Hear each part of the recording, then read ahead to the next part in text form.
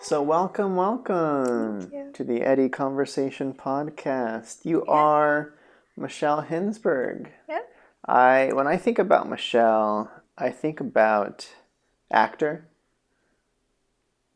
Cool. I'm glad. Is there anything I like to ask my guests often? Is there anything you would tack onto that, or is that primarily how you want to be known? Yeah, I would say that's primarily it. Although on a personal level, I'm like working on adding things to that. Mm-hmm. You know, other hobbies. Sure. Yeah. So, for those listening to this podcast, thank you so much. Subscribe. I never tell people to do that, so I'm just gonna throw it in on your thing here. Good. Yeah. All right. So, Michelle Hinsberg, you are not only an actor, but you are the lead actor of a certain feature film that I wanted to talk a lot about today. Yeah. Which is called It's What's on the Inside, Yeah. which is not coincidentally, my feature. Your feature. that I directed and produced. Yeah. So. And wrote. Yeah. Not coincidence at all. So when I wanted to talk about that movie because that's been a process for me personally for a long time, approaching the 2-year mark as far as living within the it's what's on the inside world of pre-production to production to post-production. Yeah. But you, of course, have your own experience with the film that I wanted to enlighten the viewers on. So when you think about the movie and the experience, what comes to mind first when you think about? Well, whenever I think about It's What's on the Inside, I think about the 2 weeks of filming. That was definitely the most impressionable, memoristic part of it. Mm-hmm. It was my favorite part. I think about it often, and I would just love to be in like that moment forever. Like that's the goal, as an actor. Mm-hmm, mm-hmm. Okay, so you're referring to so you're saying your favorite part was the acting itself. Like, Yeah, is just that what like you're... everyone coming together and being on set and making something. Mm-hmm. Yeah. That is where the magic happens. Yeah. So when I think about production, because I don't know, being that the movie has been done for a couple months on my end, and we're nearing the ends of a distribution phase here. Fingers crossed that it goes smoothly. But I haven't had the chance to talk specifically about how we did make it. So okay. I wanted to jump into that because you, of course, were a huge part of making sure that went smoothly as possible because we were working with like nothing. Mm-hmm. And all right, so as far as the production itself and your involvement in it and your prep, let's talk about you. Okay. And how you kind of remain flexible with how we had to shoot this thing. So you want to jump into some nitty gritty of that side of things? Sure. Like, are you talking about the acting side or like even the producing side? Well, more you as a human actor. Human actor. So, because there are things that happen once you do wrap on a day, or that you have to be involved in pre, that kind of like lines get blurred a little bit. But let's hear some stuff. So pre-shooting. Sure. Okay. What are all the steps you remember going through? Oh gosh. I remember. I think we shot the poster first. I think that was like the first character-y thing that we jumped into. So like me and Michael, like I was wearing the dress and Michael was wearing the delivery outfit. Michael G. Gable, everybody, shout out. Hey, Michael. Co-lead. Yeah. Did we shoot the concept stuff before the poster? Because there was that too. So like, but anyway, potentially the poster was first time that we jumped into character, which was cool. I mean, Well, it was in the space. I was going to say, we also did a table read. Oh my god, we did. Yeah. Yeah, we did. Oh my god, I don't know which came first. I think they were pretty close together, though. But yeah. Oh, we did a table read. That was really cool in and of itself. You had people come to watch, too. And then somebody else was reading for Michael's part, who actually is in the movie. Has Michael's, like, non-delivery guy. He plays a delivery guy, too. Yeah. Yeah. I don't want to give away too much. Sure. I guess. Casting rumors, everybody. How it all happens behind the scenes. No, we had a cool collection because at that point, it was still early on-ish.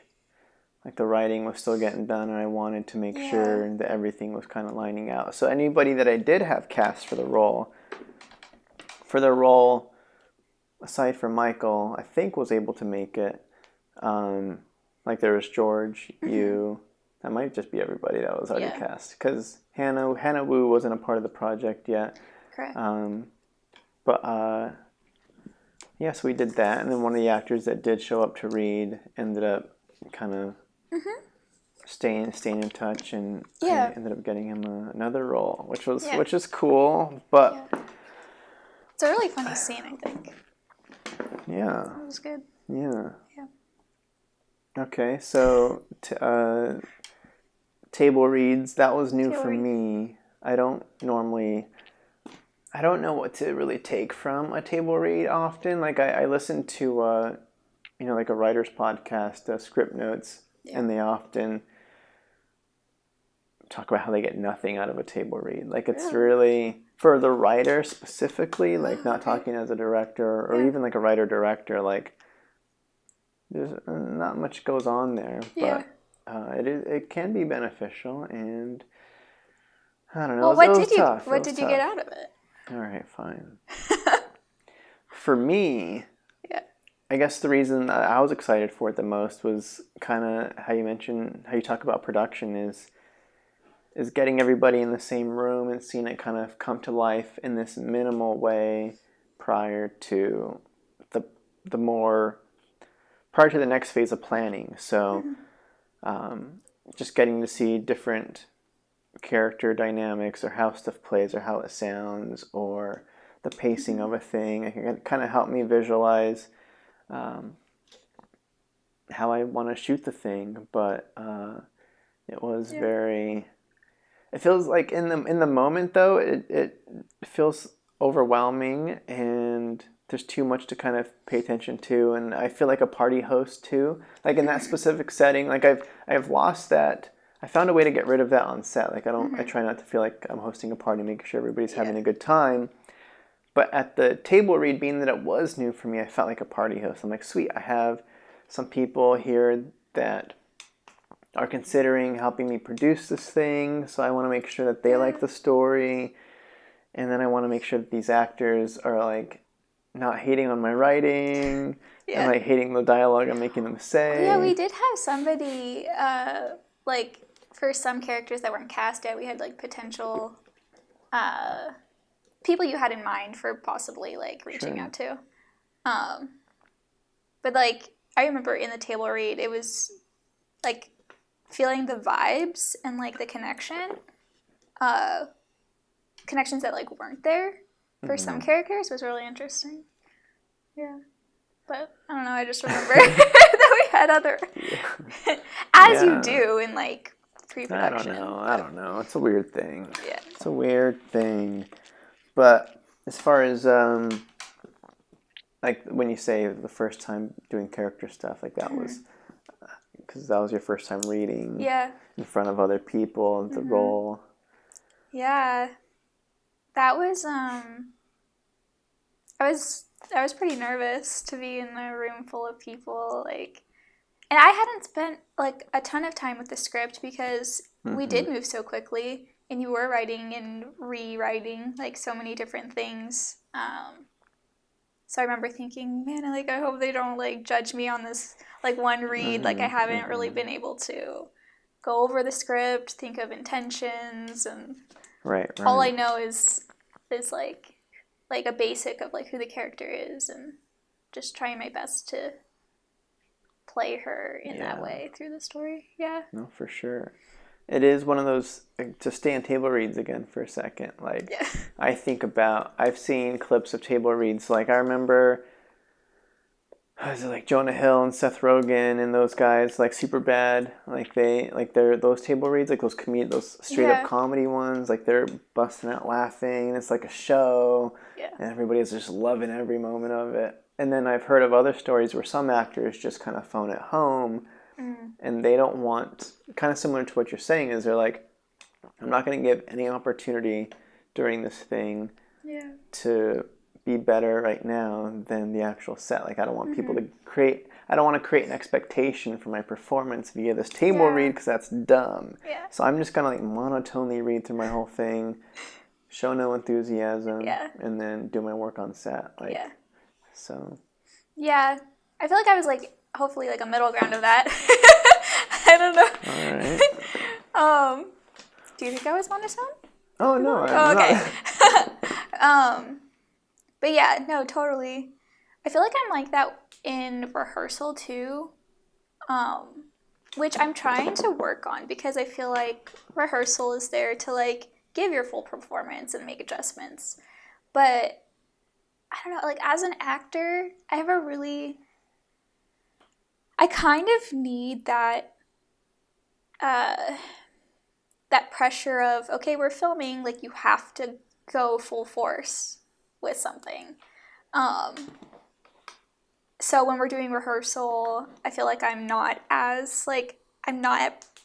performing what I would do in front of the camera. Like, do you care about that as a director? I'm curious. Like, I mean, probably, huh? What's the question? Like, when we're rehearsing before a scene, or even rehearsals before shooting, and the actor isn't giving you, like, full performance, does that affect your work? Or I think the answer is yes. Yeah. It's a weird balance, though, because I do know there are moments, I don't know, it's tough. Because ideally you are seeing what you will be shooting, so that way you know, like, they're going to deliver what I'm looking for. I don't have to tweak anything on the day. Like, that's the ideal thing, where we're actually running through it, like, 100%.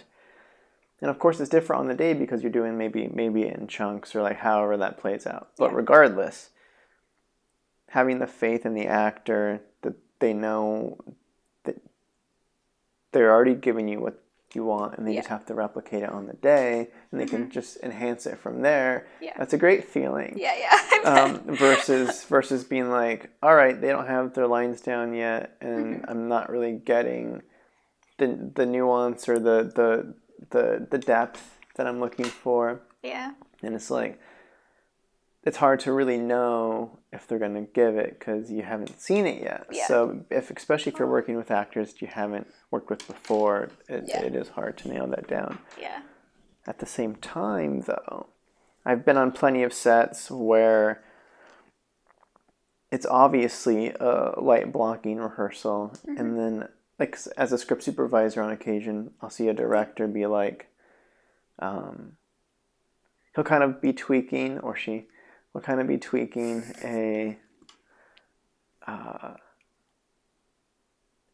they'll say, like, all right, like, that's great, but actually, like, I'm going to want some more energy or some more inflection here. And it's like, well, they weren't even really acting. They were just kind of like going through it for you, so you can kind of see what was going on. But then the director will be under the impression that that was their full effort. I've had that happen to me as well, like, on some student projects and stuff, where, like, we are going over blocking. And so, I don't know, like, I can get drained really easily. So I pick my moments, like, okay, we're doing blocking. So I'm like, I'll give you, like, the tone, but I don't think my performance is, like, key here. And then I'll have the director be like, okay, so, like, actually, can you play that like this? And I'm like, sure. You know, that was always my intention, but it's like, yeah, that was my plan. Yeah. I was just blocking. Yeah. Yeah. Yeah. Great. So, okay, so we were talking table read, talking rehearsal. Poster. Yeah, I asked you that question on like full force, like full acting on rehearsal. I think I think the answer is 100%. Yeah, I figured. Yeah. Yes. Now, as of late, the thing that is frustrating about COVID, because I've had a chance to produce some like smaller stuff, is we'll do like the Zoom rehearsal, and it's just dumb. I hate it. Yeah, it's not the same. Because you don't get to see, I mean, the performance. Yeah. You get to hear the dialogue and see kind of. There's no action. It really is kind of like voice acting. Yeah, kind of. I mean, you can still see facial reactions. You can still see facial reactions, but yeah.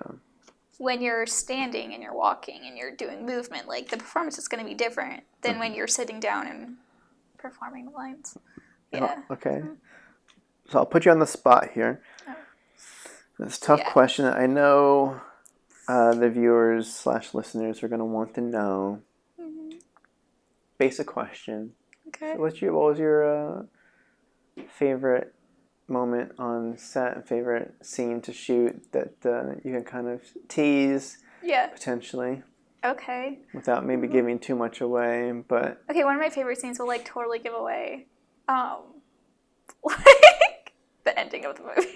So the ending was your favorite? No, like the ending, but the part in California, because we shot in California and Nevada, where we like. All right. Well, actually, before we jump into it, we haven't even talked about what the story's about. Oh, you're right. So, do you want to tell us about who your character is? Sure.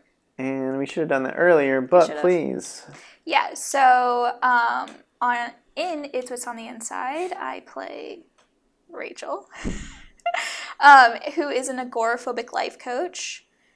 She takes clients online via Skype and webcam, which I laugh because like that's probably what life coaches are doing right now, I would think. Yeah, because this was written pre-COVID. Yeah, this was pre-COVID. To be producible. Yeah. So kept it simple.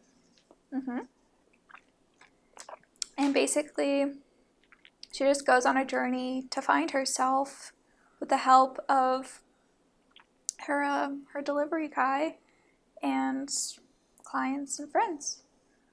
So what, for those that don't know, agoraphobia? Yeah. So agoraphobia it's an intense fear of not being able to control yourself, like when you go into public. It usually stems around panic attacks. So the heart racing, just having an intense fear of having a panic attack in public, and not be able to control that and feeling really embarrassed or whatever they feel. So they just don't go out. A lot of people confuse it with just the fear of people, but it's really the fear of being able to control one's self. Yeah, it's anxiety, stress, all that kind of stuff. And when researching it, I mean, I don't know, it's probably a case-by-case scenario on how it develops, but I'm sure some base frame of, like it could be like a jumping off point from like a start, so you're just afraid of something, and then you avoid that, and then you avoid the other thing, and you avoid the other thing until at a certain point you become a Rachel. Yeah.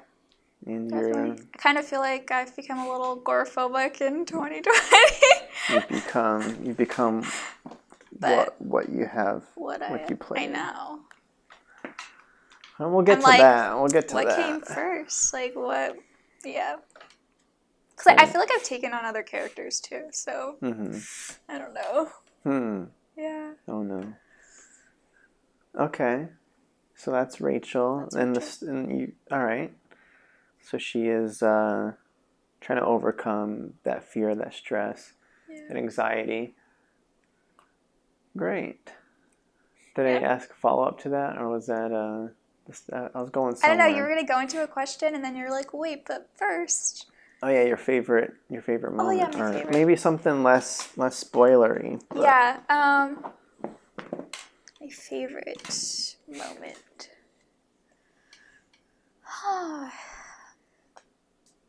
I mean, the whole thing, I was just like on a high the whole time. We had long days, woke up early, went to bed later, just because we were all doing so many things besides like our main thing, you know? I would say my favorite thing would be. I'll buy her some time Yeah, buy me some time. by talking about the monumental effort you put forward on this project, because we, as I mentioned earlier, shot this. I like to call it basically no budget. Now, it is technically a 5-figure budget. I will play into the Hollywoodness of leaving it vague for this discussion. 5 figures. But 5 figures for a full feature film. Whew. So, Wait, 5 figures? Yeah. Yeah. Definitely not 6 figures. Correct. 5 figures. So I had to be creative with how we shot this. You did mention the 2 weeks of shooting, but that was actually only like half the movie. Yeah, it was. So we shot 10 days with, I'll do quotations, with a full crew, which was skeleton crew, basically just the basics of what you need.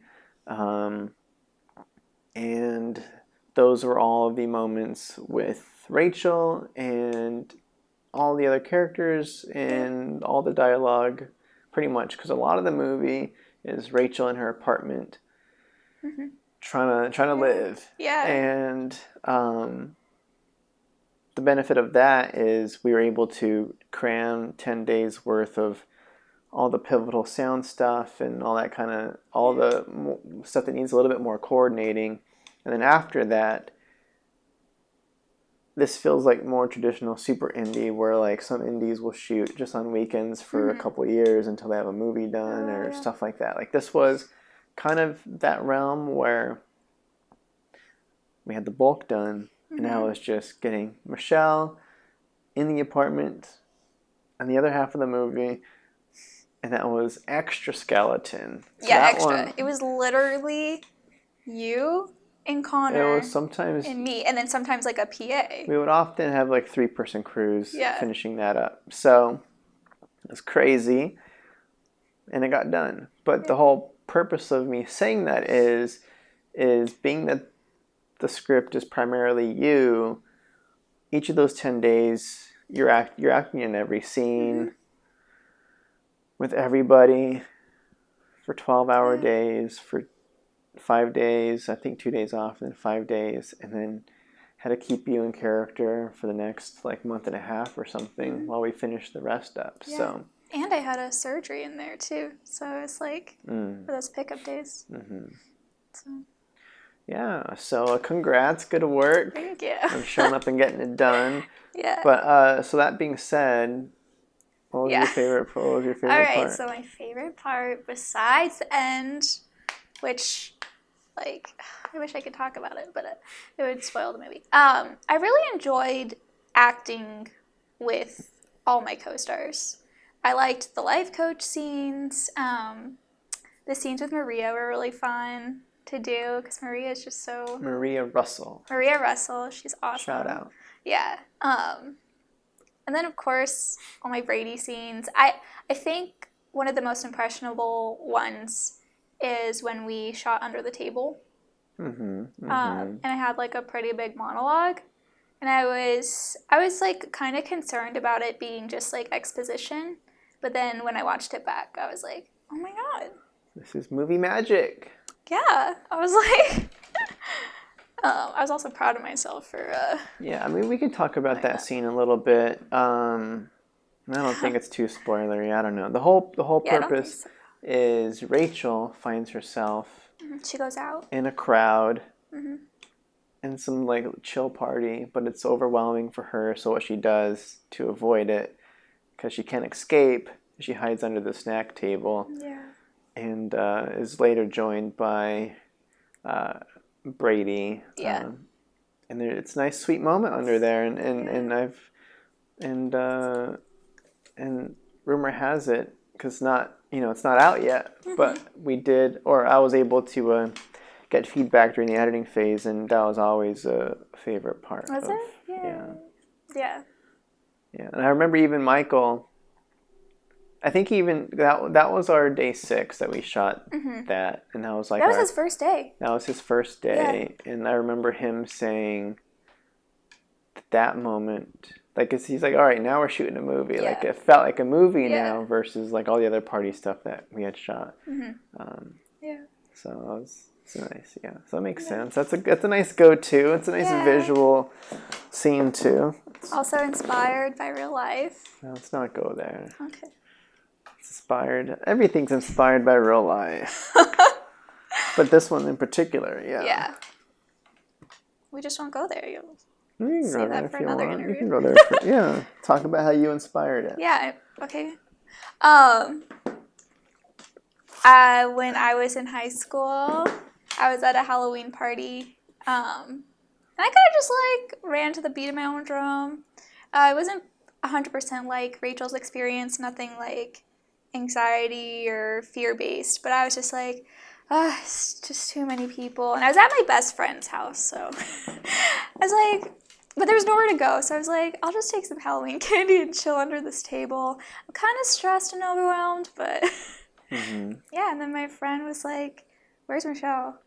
And then she finally looked under the table, and there I was, eating candy. So I guess the cool thing to take away from that for me or for you listening is I think about, it's kind of like it's just a collaborative filmmaker thing to do. Is I was talking with my cast, and talking to you specifically in this instance where I'm like, all right, I'm in the writing process. I'm trying to find some stuff to incorporate into the character. What are your thoughts and what are stressful moments in your life? And that was something that you were telling me about. And I'm like, oh my gosh, that's beautiful.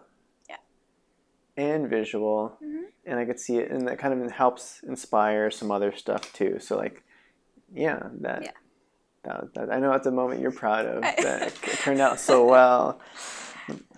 You've had practice in that department. So didn't have to prepare too hard for that scene. Yeah. It kind of reminds me of background actors. There's a thing, because it's hard to on set to extras and stuff. They do great work. Yeah. And their stuff is usually pretty easy. And directors will, or some people on set, it's hard to figure out what to say to an extra or background, and usually you end up saying great walking in there, that was great. Yeah. And then they always say back is well, I've been walking for 35 years. Yeah. And it's you always got to have that moment, but it reminds me of what I just said there. Just a common thing I do, going under tables. Yeah. Okay, so all right. I can talk a little bit about how we blocked it out, see if that inspires stuff. Day 1, we worked with Rachel and all of her scenes in the bedroom by herself with dialogue. Yeah. Like her life coach sessions. So it's always interesting to see how you kind of get into a groove as a production, and where you start versus how you end, and how you kind of the ebb and flow of a schedule. Yeah. How you mentioned it was some of your favorite stuff to do. So for me, it was interesting. The webcam stuff? Oh, don't say it like that. That sounds like something else. But yeah, you mentioned the life coach sessions. I meant like in-person life coach sessions. Oh, The camera stuff was actually like webcam stuff was actually really challenging. I don't know if it was also because it was the first day, but I didn't have anyone there to act to, and then we were having people on the phone, which saying their lines, which was supposed to help, but we found out like halfway through, like I told you, like it wasn't working. So then we had someone read lines off camera, which was better for me. Mm-hmm. But it was like I think it was just challenging because we were all like figuring out how to get in the groove. Yeah. Yeah, because of course Michelle is acting alongside a fake call that she's on her laptop. Yeah. And we were talking about how to help give you the best environment to perform, and we had done you had done actual like rehearsal back and forth with each of the actors and stuff, so you were able to get their energy and feel that vibe out. And then we had decided and worked it out with that cast too, that we would have them on standby on the shoot day to call in. And it was a weird thing to try. Yeah. And I haven't really seen that on any other set that I've been a part of. It might be for a reason, but regardless, it was worth a shot, and it was awesome that people were down to. It sounds like a good plan. I think it was like just the phone lagging, and like I couldn't really hear them, and so it was just, yeah. Yeah, but the idea was there, and I guess the whole point was just the fact that we had done the prep work is why on the day, is my assumption, is why you're like, all right, I've already worked with them before. I know the direction they're going. Like, if someone can just read the lines instead, yeah. And I can almost recall the schedule day by day. Can you? No. Okay, because I can't. I feel like, and then it was classic scheduling where, being that this was all the conversational stuff, all the dialogue back and forth and all that kind of stuff, it was, I think, you by yourself for the first couple of days almost. I don't know why I'm thinking that, but then like day 3, we finally had like George come in. He was playing Gary, and we got all of his scenes out, and then Hannah Wu. And then, I don't know. And then the party and Michael. No, that was Monday. That was a Monday. Oh, was that a Monday? Oh, Maria? Did we shoot No, Maria? I think we shot a secret scene. We went to Pasadena for another. This one I'm not going to spoil. This one's good stuff. Okay. But, yeah, it was kind of cool to go out of location because the apartment was... Yeah. my home. Yeah. Yeah. So there's a lot of space in the one location, which again made this producible. Yeah. So it was an adventure to be shooting at a different spot, which we did for 2 of the original 10 days. Yeah. And then the day 6, the Monday after, was the biggest cast background and whatnot day. But yeah, like I don't know. Do you have anything? I'm trying to just talk, and then hopefully you have some stories to say of your interactions during that. Yeah, I mean, when we shot in Pasadena, a bunch of us got, like, attacked by spiders. Do you remember that? Oh, or, like, no. Spiders or mosquitoes? That was, like, the green room. The green room? Oh, yeah. Like, the actors, like... Yeah, the actors hang. Yeah, including myself. I had, like, 20 bug bites, like, all down my legs. So not glamorous. We did have to put makeup on them, though. Was that bad? For some scenes, it was, like, that bad. Luckily, they didn't get my face, though. Or, like, my arms. Yeah. I did see the spider, though. There was one spider got 10 bites on you? Spider. I mean, it was really tiny. It could have been several tiny spiders, but I did see the culprit. But yeah.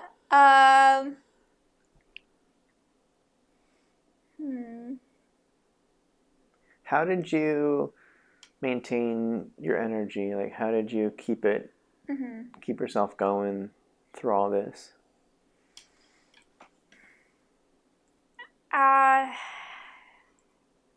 It's gonna sound really cheesy, but like, I was tired, but I was so happy that fueled me. Like, I didn't care that I was tired. I was just happy. I was like physically tired. I wasn't mentally tired. You know, like how there's a difference. Because I remember telling Michael, because he was saying he was really tired. I was like, yeah, I could like, after this, like I'm ready to move to the next one. Like 2 days off, I'm good. Like let's do another, like 3 weeks. You know, I didn't need a break. I really don't. Like, Sure. But yeah, happy. Right, but okay. But of course, like getting sleep and like I wouldn't chit chat with like the crew too much. I would stay in the holding room because if I did chit chat, like that would drain my energy a lot. And then also I'm prepping for the next scene. And for me, I need to get into the mindset of what's coming next. Once I know I'm like there and I find that center of that kind of scene, then I feel more free to like talk to people, but just protecting my energy that way, making sure to like close my eyes here and there between scenes if I'm like really tired. Yeah. I didn't use coffee. I'd get really shaky on coffee anyway, so it wouldn't have been good. But yeah, just listening to my body, and I think I did get at least like 8 hours of sleep each night. So you were living, you're living. breathing and living, acting. Yeah.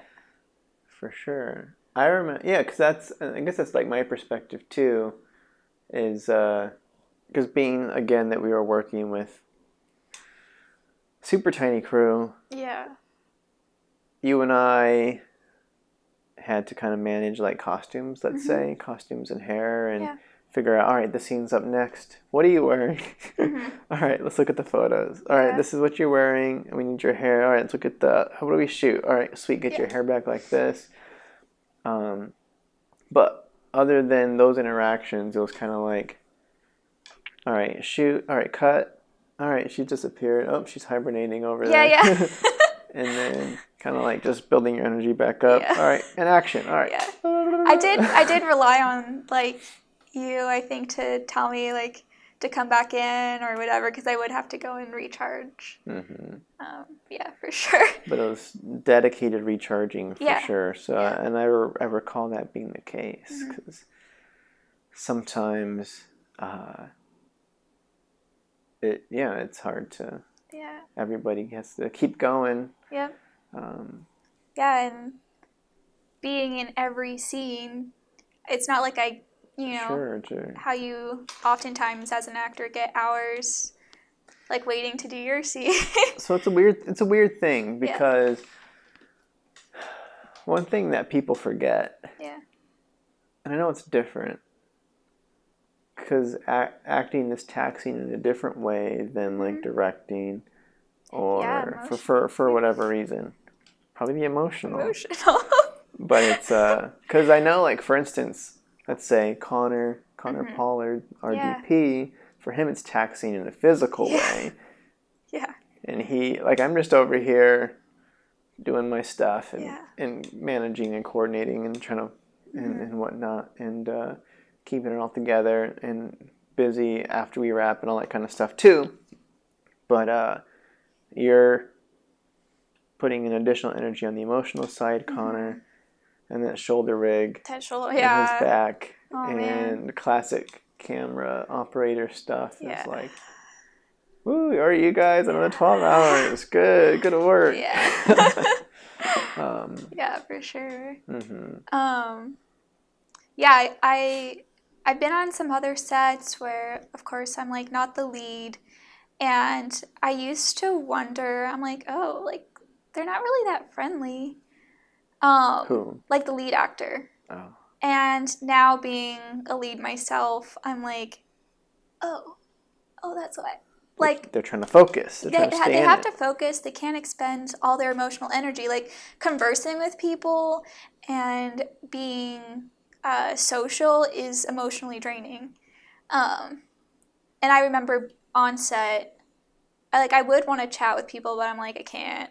And then there were moments where I'm like, oh, like, I hope people don't think I'm, like, ignoring them or just, like, I don't know. I did think about it a little bit, but now I'm like, oh, I get it. Like, I understand. Yeah. Yeah, I've seen it plenty of times myself. Like, I recall a particular, like, one-day commercial gig I was on, and this one, I don't know, probably guy in his 40s playing, like, the silver-haired dad character, like the energetic, cool dad. Yeah. And he was, like, the life of the party. And, like, in between stuff, he'd just be cracking jokes with the crew and trying to entertain us. Yeah. And, like, towards the end of the day, he was just, like, dead. Yeah. And we're like, he should not have been doing that other stuff because he's still got to be super, like, fun, energetic dad. And he's killed himself emotionally and physically by... I have noticed actors who try to entertain, like, the crew, and I worry about them because I know how draining it is for me, and I wonder sometimes if they know, like, that the crew's good, like you don't have to entertain anybody. Like, they're gonna like you even if you just do your job and you're nice. Like, they're gonna like you. You don't have to. I don't know. It's there's a way of doing it. Like, it's I call it. I mean, I never called it this before, but I assume I call it strategic entertainment.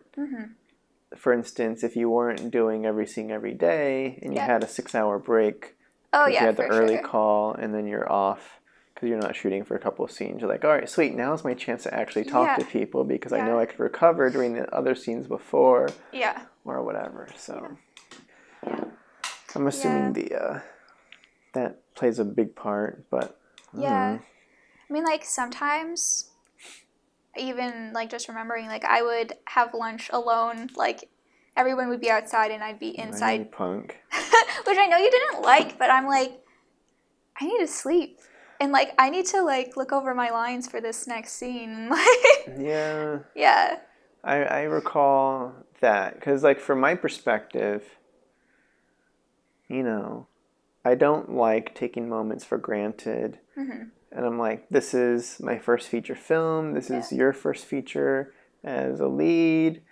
This is a big moment. So I know I was pushing for, like, you know, it's all right to tax ourselves right now because we're never going to have a first ever again. So let's, like, enjoy this moment together. But I'm sure, like... Like, for me, I'm like, whatever I do in front of that camera is... That lives longer than lunch. Than your impression with us during lunch. Like, you guys, like, you could be tired behind the camera and, like, look however you look. No, I look great at the whole time through. But, like, if I look dead in a scene, like, Sure. No, I think there was a good balance, and the rap party, I got to, like, socialize more, although, like, I did just have, like, dental surgery, and so, like, it's kind of hard, like, painful to talk, but back in the day when we could gather, when you can gather and hang and have a good times. I feel like I don't know, luck. What are your thoughts on luck? Like, I will say something and then you can respond. But I think about, like, the weird luck of, like, all right, it's 2019, gonna produce a feature film for the first time, and getting lucky in the weird way of shooting it and wrapping it in fall of 2019, and then spending 2020, which is post-production, and you can do that in a COVID world. But if I had said, 1 year later. it's like, man, I just moved to LA. I've only been here a year. I can't do it yet. I need to do some more prep. I'll do it next year. This is next year. And there ain't no way you're going to shoestring that together in 2020. Yeah. So, like, I think about that stuff. Yeah. Where luck plays a part in the... Like, kind of the... It works out. Everything happens for a reason. Oh, wow. I wouldn't go that far. Maybe that doesn't... I just say you put yourself in a position... Basically, like... It's happened a lot for my stuff. Just... I feel like there's... It's the procrastination, like, don't wait. Like, if you're ready, if you're truly ready now, and you're just procrastinating because you think you could do even better, even though it's already good, like just do it. Otherwise, like, there's going to be so many other things that stop you. It's like people in regular life. Like, I know someone who is always talking about wanting to go back to school. But then, like, they wait. And then something comes up, and, like, it takes a bunch of money, and then, like, they still can't go to school, and then it's been 10 years, and, you know, they still haven't done what they wanted to do. I feel like it kind of is similar to that. The more you, I don't know, the more you wait, there's the more time things can come in, and yeah, but we were really lucky. Yup. Yeah, I don't know. I don't. It's tough. I know this is the Eddie Conversation podcast, but I try not to do too much bragging about how awesome I am. I can't help it sometimes. But let's talk about you. Okay. What would you like to know? Let's talk about. So, all right. I guess to close out the It's What's on the Inside segment, we wrapped, I don't know, I'll call it October last year. I don't know. I felt like it was like we're leading right up to December. Like, yeah, I think we had some November days, but yeah. I don't think we did. But regardless, I feel like regardless, what have you taken away? What was your big takeaway from that whole experience? Yeah. As an actor, as a creative, I don't know. My biggest takeaway was I can do it. Like, I no longer have to question whether I am capable of doing something like this, because it was my first feature, my first lead as in a feature film. Yeah, just like the confidence. I'm like I was telling you, I was like, I'm ready to go to the next thing. Like, those 2 weeks, like the main 2 weeks, have laid a foundation. Like, I utilized so many different tools from, like, acting classes, and, like, kind of even built, like, my own technique that, like, worked for me. Like, I took from here, here. And it really gave me the confidence in the toolbox to be like, all right, what's next? What's the next challenge? Like, yeah. That's a great takeaway. I like it. That plays into a lot of the fears that I think all of us try to work through in our daily lives. I know that for me, I'm sure for all of us too. Like, I know it was Connor's first time DPing a feature. First it was for a lot of people. My first time directing and producing a feature, and the combined forces of all of us trying to prove ourselves in turn creates a nice, beautiful piece of art. Yeah. But I know there's those things down the line too that, like, there's always the next thing that you haven't done before that it's like, oh my gosh, can I do this? Can I do this now? Can I whatever? Can I do a 30-day production? 30 days? Can I do one where I'm, Leonardo DiCaprio style in the woods and the frozen tundra and frozen lakes? Can I pull this together? This is gonna be crazy. Yeah, I remember starting out as an actor. I didn't think about location. Like, I worked on this one project in the woods. Oh no! And I was like, I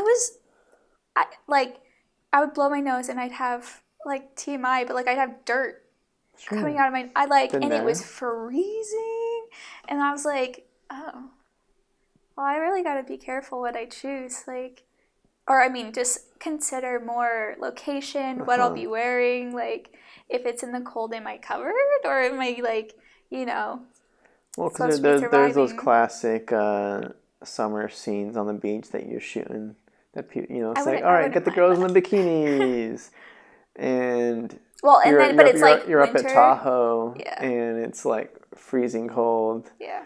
And you're like, ooh, it's warm. Yeah, exactly. Like stuff like that, sure. Yeah. But totally, yeah. Yeah.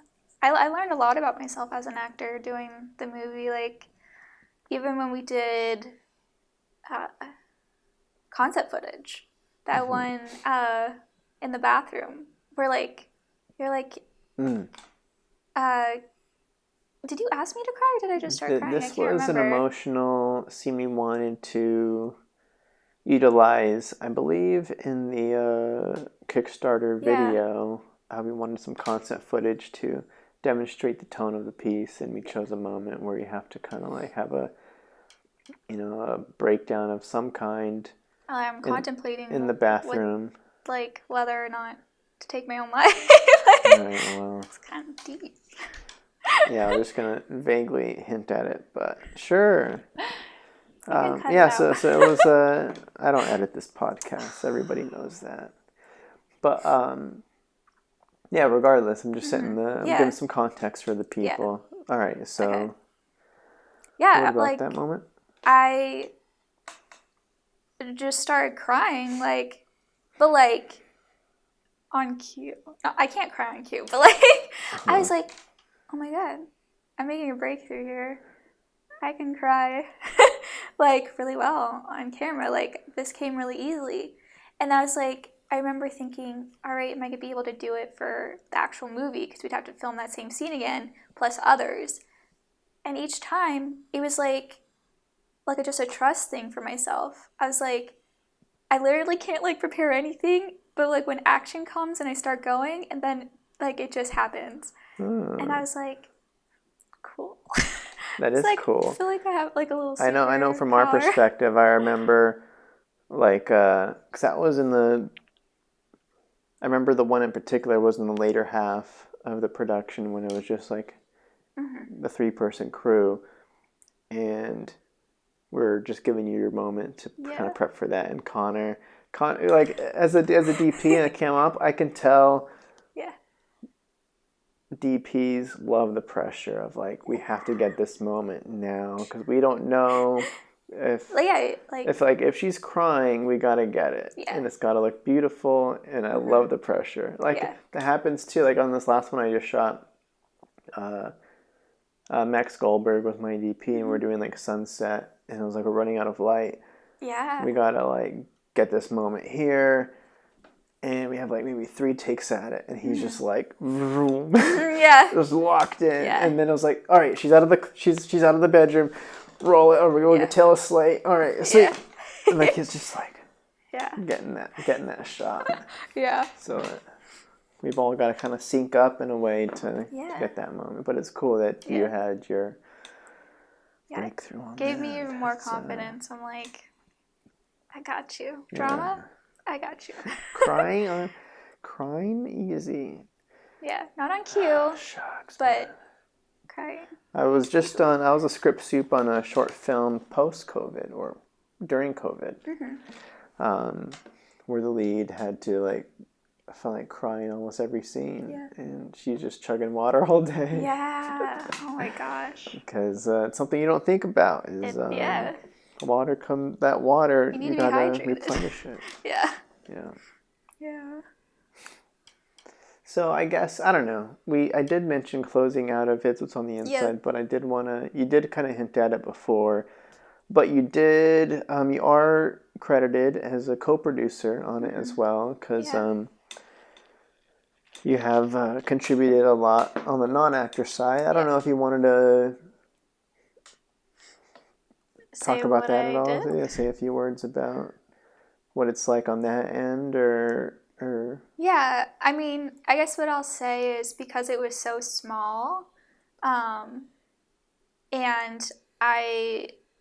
we worked a lot together. I like me as the lead and stuff. And then I also have like these skills as well before like the movie. So it felt really natural to be like jump in and help, give ideas, be like, oh yeah, like here's an idea, and also like I can bring it to fruition for you. And then just doing digital work as well, which I really enjoy, like Photoshop and photography and digital art. But yeah, I don't know. Yeah, because I know like in the initial phases we had to do this launch for the Kickstarter, and we had a nice little team developed for that. Like we had Fabiola and Kimberly and you, and we all kind of collaborated on coming up with that content. And you're big on Instagram and how that platform works, so you kind of spearheaded a lot of the layout stuff on that. And since you're kind of working on updating the posters for this distribution thing that we're looking to turn in soon. And then next is the PR campaign prep. And we'll get there. That's different. It's different. It's not my area of expertise. So I started for like producing and stuff. I started learning about PR and taking classes online. Then I happened to move into a home with a publicist, so I've been getting a lot of good nuggets from him, and learning how that works. Right. Yeah. I know that's one thing you put on the list that we could talk about. I'll bring it up now since you talked about moving. Oh, yeah.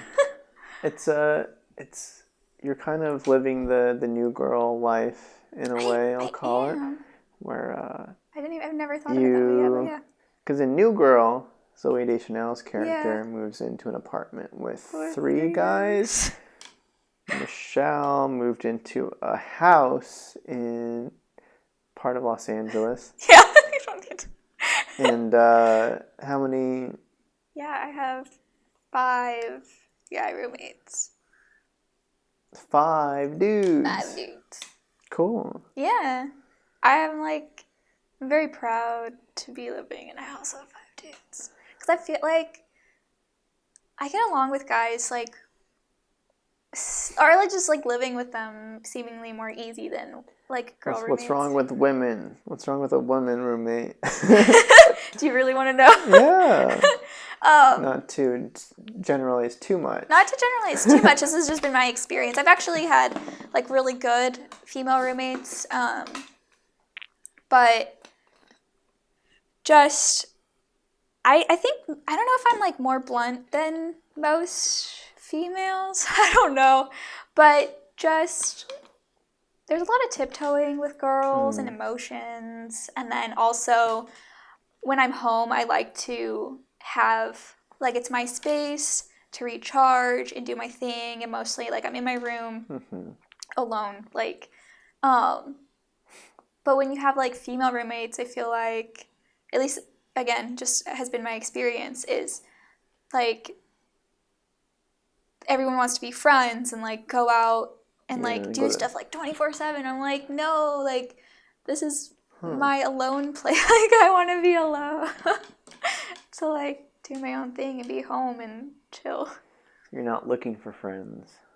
I'm not. You're looking for people to avoid you at home. No, like not avoid, but just like we have a good balance of like socializing and not socializing, which it's been really good at the house. Like we all do our own thing, but we all like chit chat when we see each other, or like cooking, or yeah.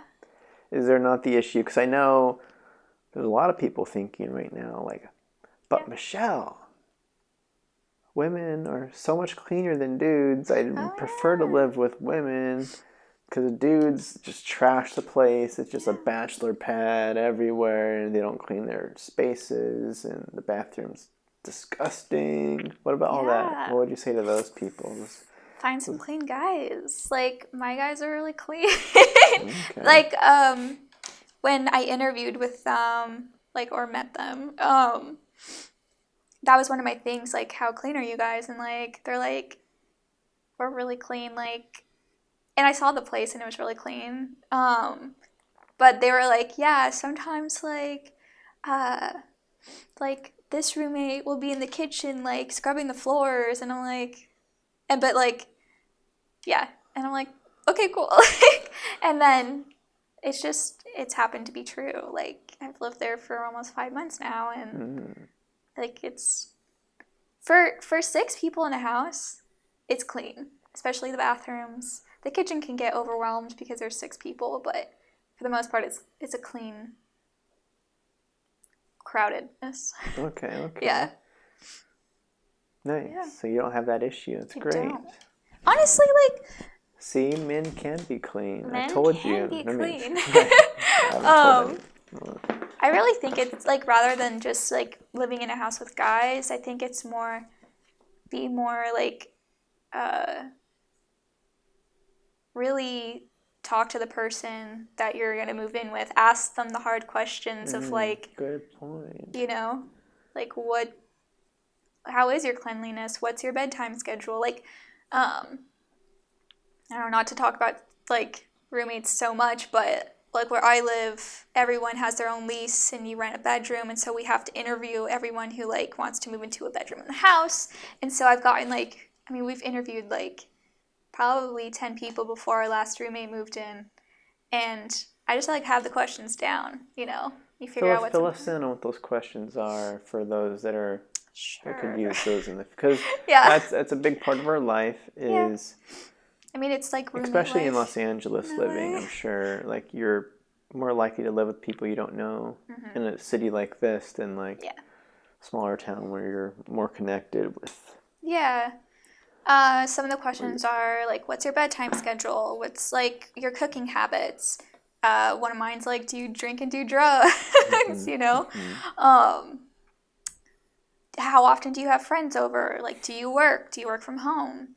What do you like to do in your spare time? Are you, like, at home, like, blasting music, or are you reading, or, like, you know? Just making sure you have similar interests and that your living habits are the same. So, like, we would deny people who said that they have friends over 24/7. Like, especially in COVID, like, we're not cool with that. But we also, like, if every person in the house had a friend over, there'd be 12 people in the house. You know, like, it's just preferences. And what are your red flags? Was there any other red flags that came up during that process? One guy said, hey, if like I get voted no, can I hit you up sometime? That's a red flag. And I was actually gonna, like, give him a yes because he was chill, and then he, like, crossed that line. But red flags are just, like, the energy. Like, if someone seems, like, excited to live there, this one girl, like, was a lawyer, and she was just, like drilling me with, like, questions in this really weird, like, serious way. I was like, I just don't vibe. Just, like, gut feel. I don't know if that helps. Like, but red flags, of course, would be stuff that is against your preferences. Okay. Yeah, that's a red flag. It's not a red flag. It's just a flag. It's a flag. Red flag is a big tell. Yeah.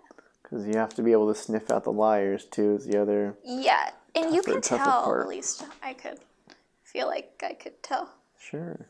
Yeah, I'm like there would be people who are like, yeah, like I hardly have anyone over, but like you like they're extroverted and like you just get that vibe. Like I don't know. They feel like a liar. All right. So speaking of liars, just kidding. Oh my god.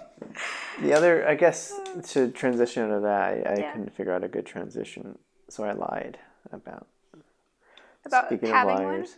I wanted to talk about Instagram because I feel like that's next to acting. Almost feels like my second thing. Your next, not that you're. I'll do quotes influencer. Oh, but you've been chasing the.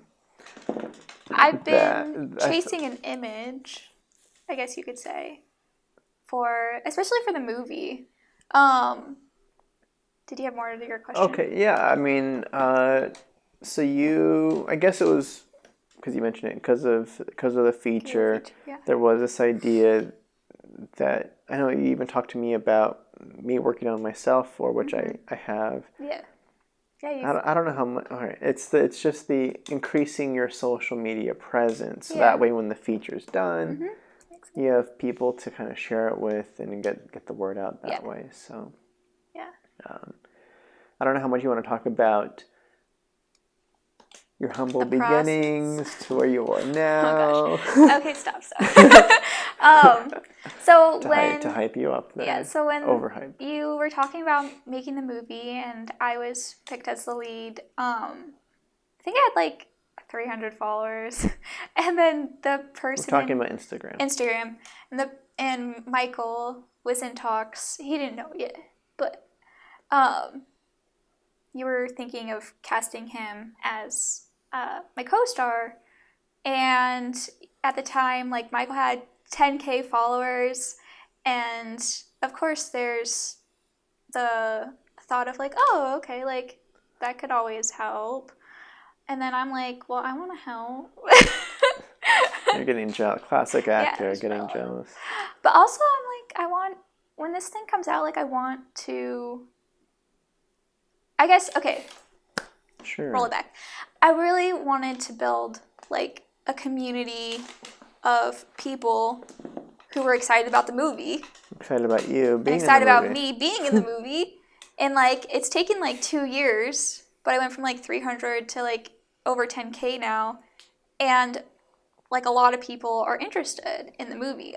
And they ask a lot and I update and I don't know, I'm just excited.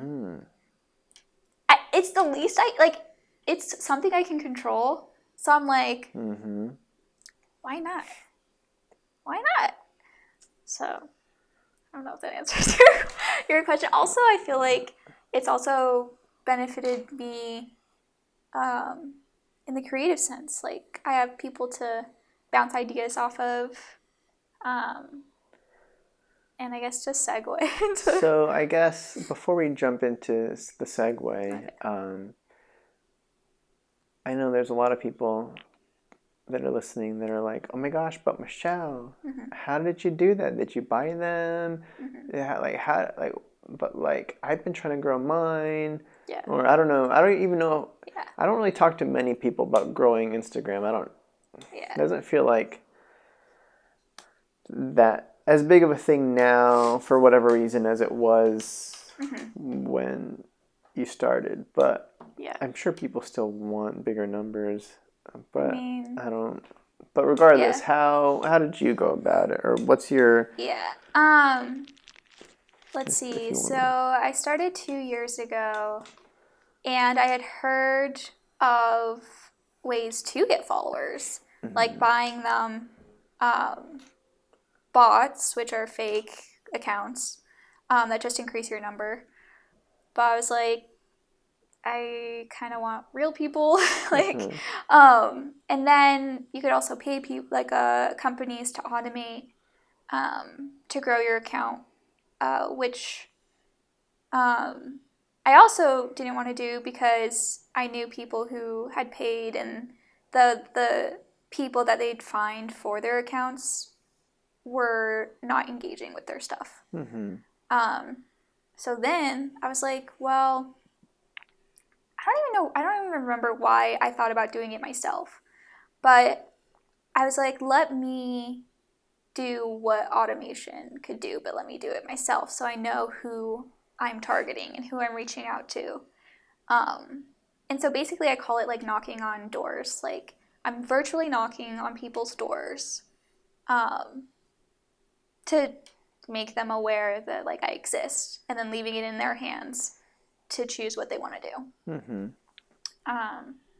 And so it wasn't like that's why it took 2 years, or a little under 2 years, to get to where I am now. But like it's real people. My engagement is like kind of embarrassing. Like I feel like, which I don't know, feels weird. I know, but like Embarrassing. like it's not a bad thing. But like I'm like, okay, like people with way bigger followings have like this number of likes or whatever.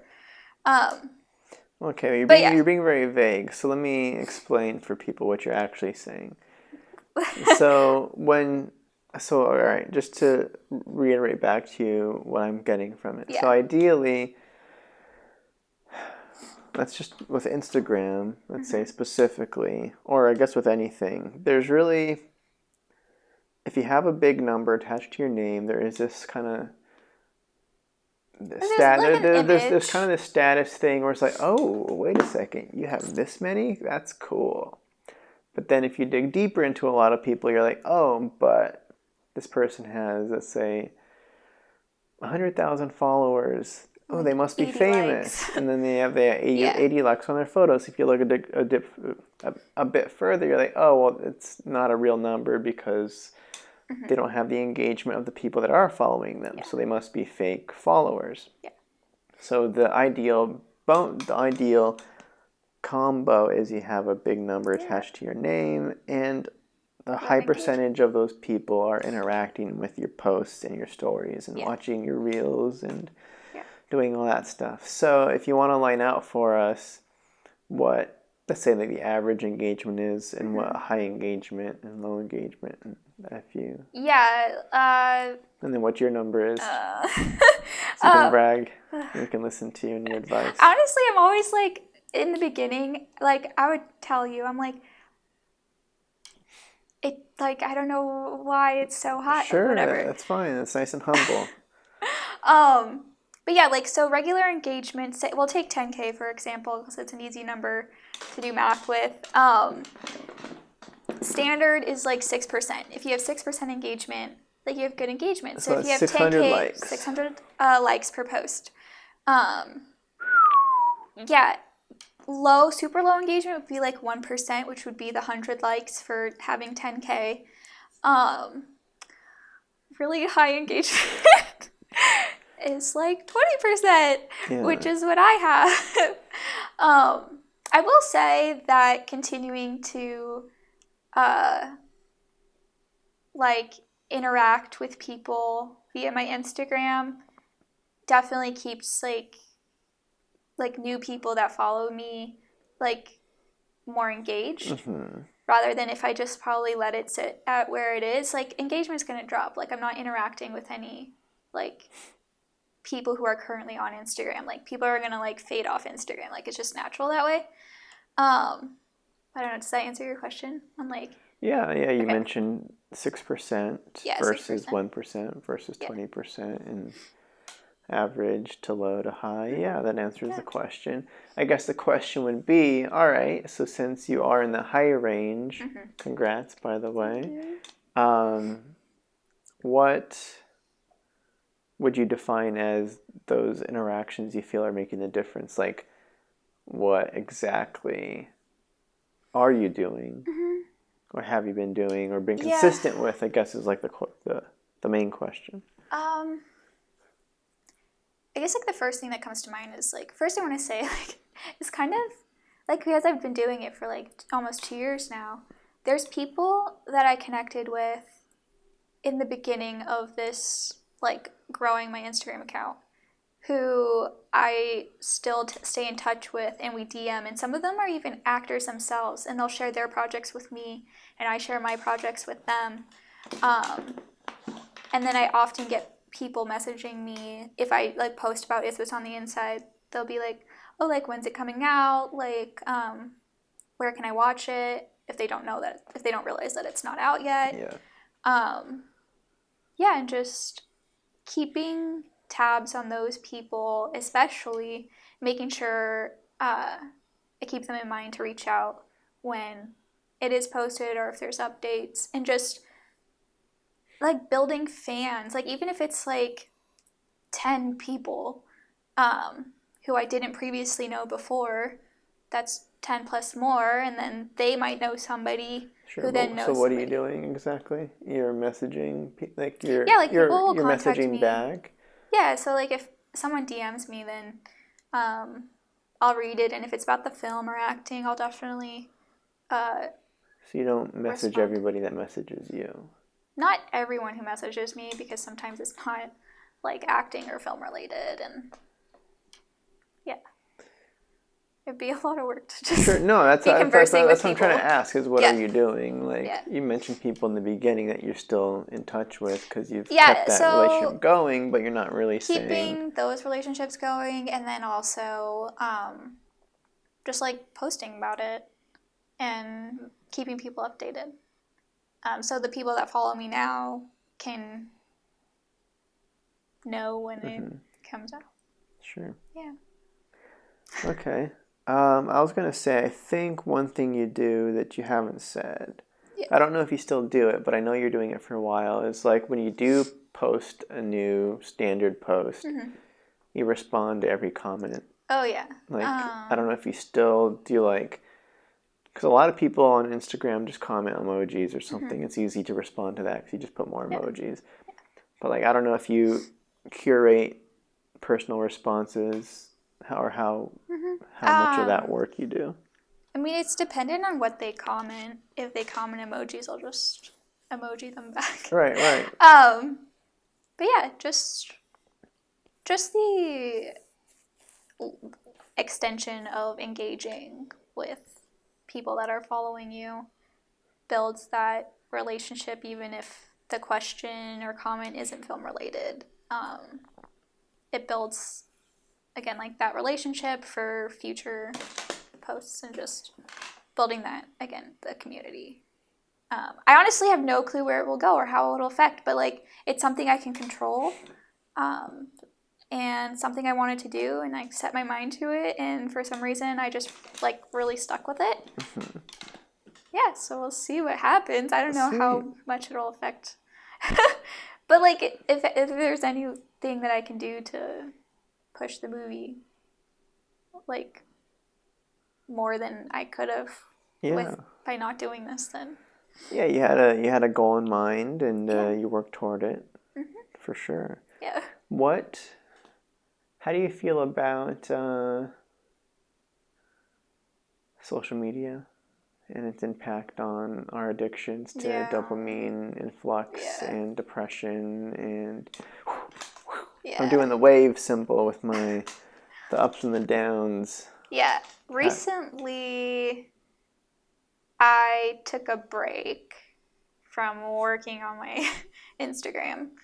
And I didn't realize how kind of hooked I was. Like, I would spend maybe like 30 minutes in the morning, 30 minutes at lunch, and 30 minutes in the evening on Instagram. Hour and a half a day. Only an hour and a half, which is way less than I was doing before. Or like, I was just trying not to be on it, but just going on it those times throughout the day still allowed me to like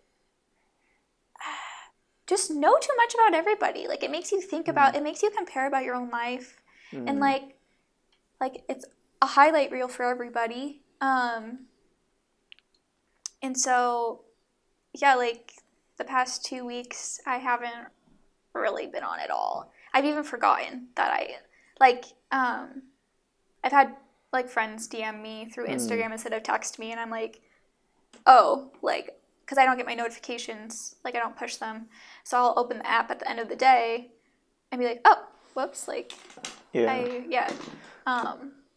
Reminds me of something I recently heard from Billie Eilish.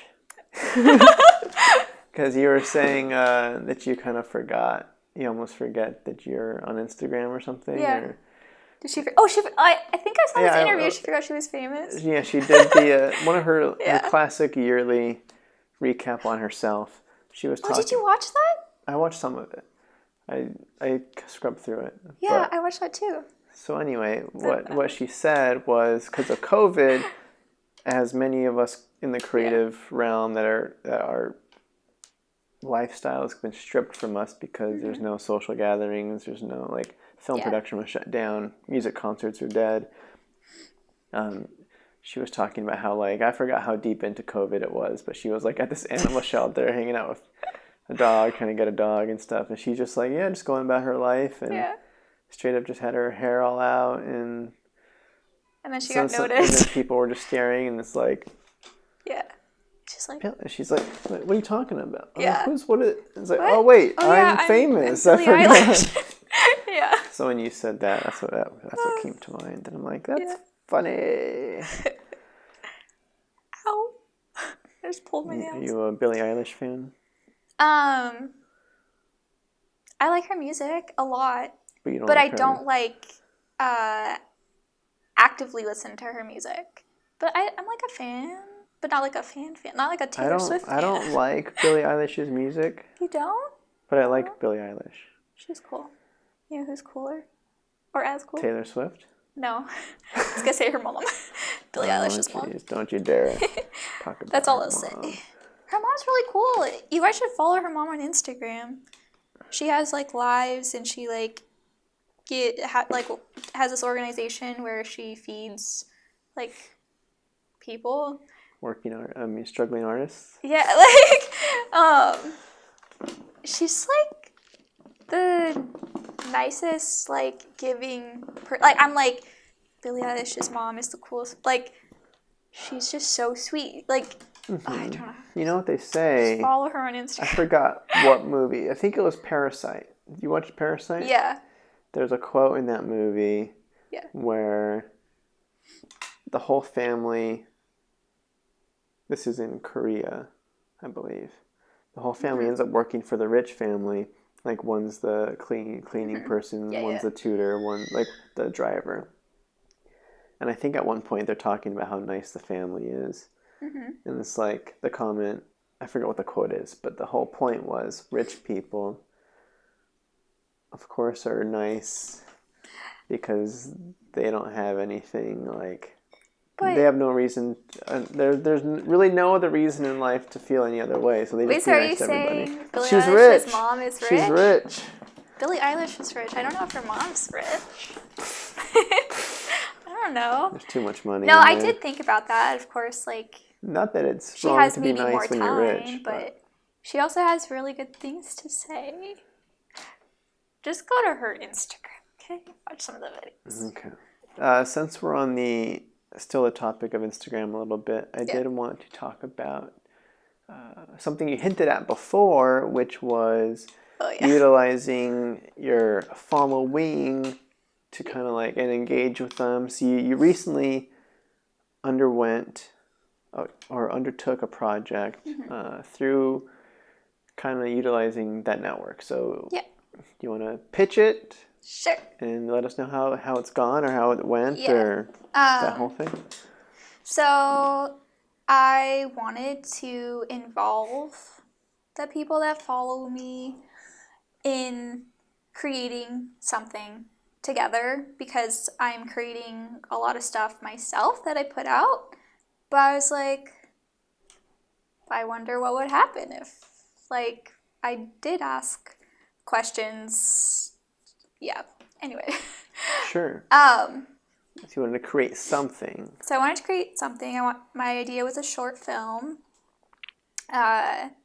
And I put some questions in my story, choosing the genre, choosing the length, choosing a few like physical items, and then some fill in the blank lines.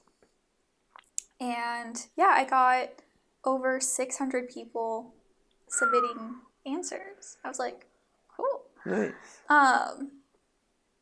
And then I went to work on trying to write something. But the pressure was so big for me. I don't know why. Yeah, and then you helped me write. Yeah. Yeah, I came in at the very end of Yeah. Swoop to help. Yeah, with the... I'll call it polish up the script. Yeah. But I did have a script written and the concept, but you definitely... Yeah, I want to, before we jump into me... Sorry. Because, you know, I'll take that. I'll take that bait. But, so the idea was... And this kind of plays into the engagement that you talked about, where I feel like it's these little nuggets here that do help that. And all right, so you had like fill in the blanks. You had straight up choose like this or that. Choose this or that. I had watermelon versus donuts. I had comedy drama, the time length. All right, so you asked them, all right, do you want this to be a short or do you want this to be a longer short? And they voted for... The longer. And then you said watermelon versus donut, and they wanted... Donuts. And then what was the other one? And then there were... on the easy ones. It was Sarah went into blank. Yeah, Sarah went into blank. And you have to blank, there's no other blank. All right, so kind of like... What's that game called where you do adjective and noun and you just... Regardless, you all know the game. I know that game. I also would say it's basically like Cards Against Humanity as well, where it's like, all right, let's just make this fun. Or people can submit whatever they want, and then you pick the right answer that you like. So, all right, cool. So you had all those. You kind of came up with a story. And of course, you were promising them that you were going to direct it and you were going to act it and produce it. Like that was I didn't tell anyone I was pitch. going to direct it, but the pitch was more like produce, plan, act. Though, right? Yeah. Yeah. Or maybe not. It was flexible. It was flexible, and it was going to be like a default director. Because I figured I would be like super skeleton crew like my last short, which was just me and Teresa, just two actors. Like, yeah. So, but on this one I got to actually direct more than I would have if it was just me and the actors. Yeah.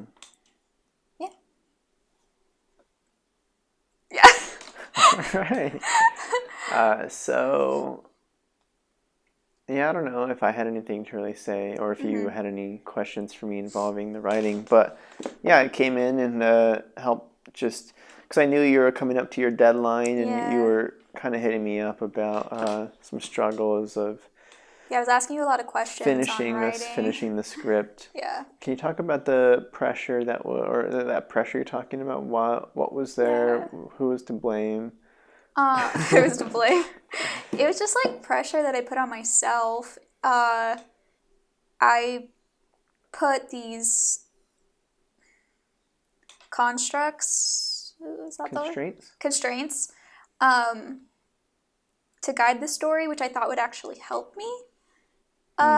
Because I often write better when I have an idea. But I think because there wasn't an idea yet, it was just like pieces of things. There was no actual story chosen, that I was hitting a wall. And then I know no one cares, but the thought of like, if it's terrible, like I don't want to like fail in front of them. Like, yeah. How do you know no one cares? What do you mean by that? I meant like no one cares if it's bad. I don't think. not the way I think I'm stressing over, Mm-hmm. you know, like it's really not that important. It's just for fun. Yeah. But you And I care. think, You but care if I it's care. done. That's all that Yeah. matters. Yeah. So it was kind of, I was really hitting those walls, the resistance, that sort of thing. Mm-hmm. And it's been like, I thought I was going to get it done in like 2 weeks. Because I've done that before. From the Post. From the initial Yeah. ask of fill in the blank and Yeah. stuff. And then I didn't hit that mark. And I was like, okay, let me sit down and take some more time with this. Yeah. And then, yeah, hit my walls. All right. But, yeah, I mean, it happens. But I always follow through no matter how long it takes, which you know. Well, how long did it take? Or because it's not out yet. It's not out yet. I'm editing it. But we shot it 2 weeks ago today. Right, but prior to that, how long Yeah, between the post and the shoot date? I think I posted it at the end of October. And we shot at the end of November. Okay, so... Yeah. Actually, I think it'd been like 4 to 6 weeks since the post. Okay. And now it's 2 months since the post. Yeah. But, like, people have probably forgotten. It doesn't really matter. Like, I'm just going to edit it, put it out. And all that matters is, like, having fun. It's all that matters. All that matters. No. Well, I don't know. You also kind of said that getting it done matters. Well, yeah, getting it done for sure. Like, so if you're having fun and it never gets done, does that matter? That's a question too. I meant both. Okay. Fun and done. Fun and done. Fun and done. What has your 2020 been like? You want to talk about my 2020? That's Yeah. right. We got to talk about your COVID experience too. What specifically are you curious about? I would say more film related. How has it affected you? And what have you been doing to stay creative? Stuff. 2020. Okay. Because I know I've talked about it before on the podcast. Okay. A little bit. I'll do my little update with or my catch or whatever. So up until COVID hit, January through March, splendid 3 months to start the year. It was beautiful. I had, was script supervising a lot and getting my highest day rates yet and working on some cool commercials and had just locked in another feature that I was going to jump into, and then COVID hit and cut everything off. And kind of like what I mentioned earlier too, like having the feature that we shot last year going into post or being in post in 2020 was great to have, because I was like, all right, sweet, we're in lockdown, but I need to get this edit done anyway. So, because I'm the editor. So it's like, all right, that was like the project then, get the editing done, and then go through the process from there. It's like, all right, hand it off for color correction, hand it off for sound mix, get that the score locked in, like all that stuff kind of kept me, I wouldn't say like day-to-day busy, but at least gave me something to keep in the back of my mind and have going on at least. And then of course, even with that, when it was done, it was like, all right, jump into distribution, let's explore this and do this for the first time. So I've had the feature keeping me somewhat busy. Yeah. So that's been nice. And then of course, I was able to still, once things were kind of like loosening up a tiny bit, was able to produce a few like super basic short films. So keeping the writing going, keeping the director, like being a feeling of being on set without really being on set. Yeah. And getting to direct some actors and get some stuff out there was nice. Me and my writing partner Jamie have been kind of busy the whole time, because we partnered for Popcorn right before COVID hit. Popcorn's an awesome short film. Check it out. And then I asked her to come on and help out with a feature film that I wanted to write.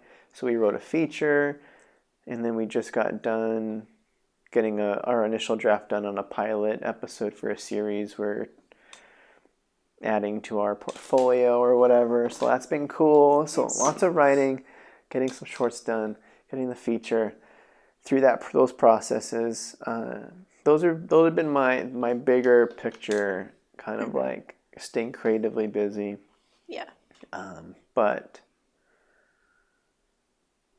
and then reading, a lot of reading. So that's been my creative, keeping the creative Eddie in check and keeping him happy. Yeah. Because work has been sporadic and you can't trust anything right now. So that side of things has been trickier. But. Yeah. What's your favorite thing you've read this year?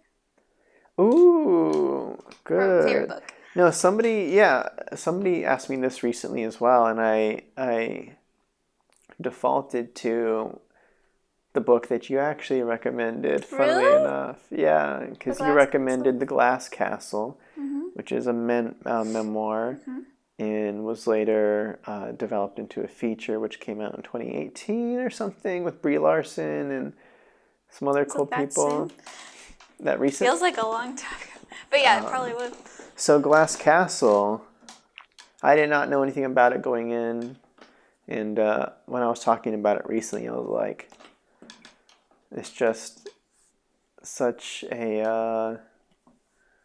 it was a story that grabbed me from the get-go. And it was interesting hearing about this woman who grew up in like basically a homeless scenario where her parents were happy living in poverty, not playing by the rules, and very sporadic with like the mom having to go back into teaching but not really doing her job right, so the kids had to help like grade papers, and the dad was like the best dad ever, and even though they didn't have money, he would like gift stars for birthdays, and it was like the sweetest stuff ever. And then the next day he'd be like a drunk and abusive in ways, and like would disappear on ends and just unreliable. And I'm like, but he's such a good dad. But he's not. He's such a bad dad.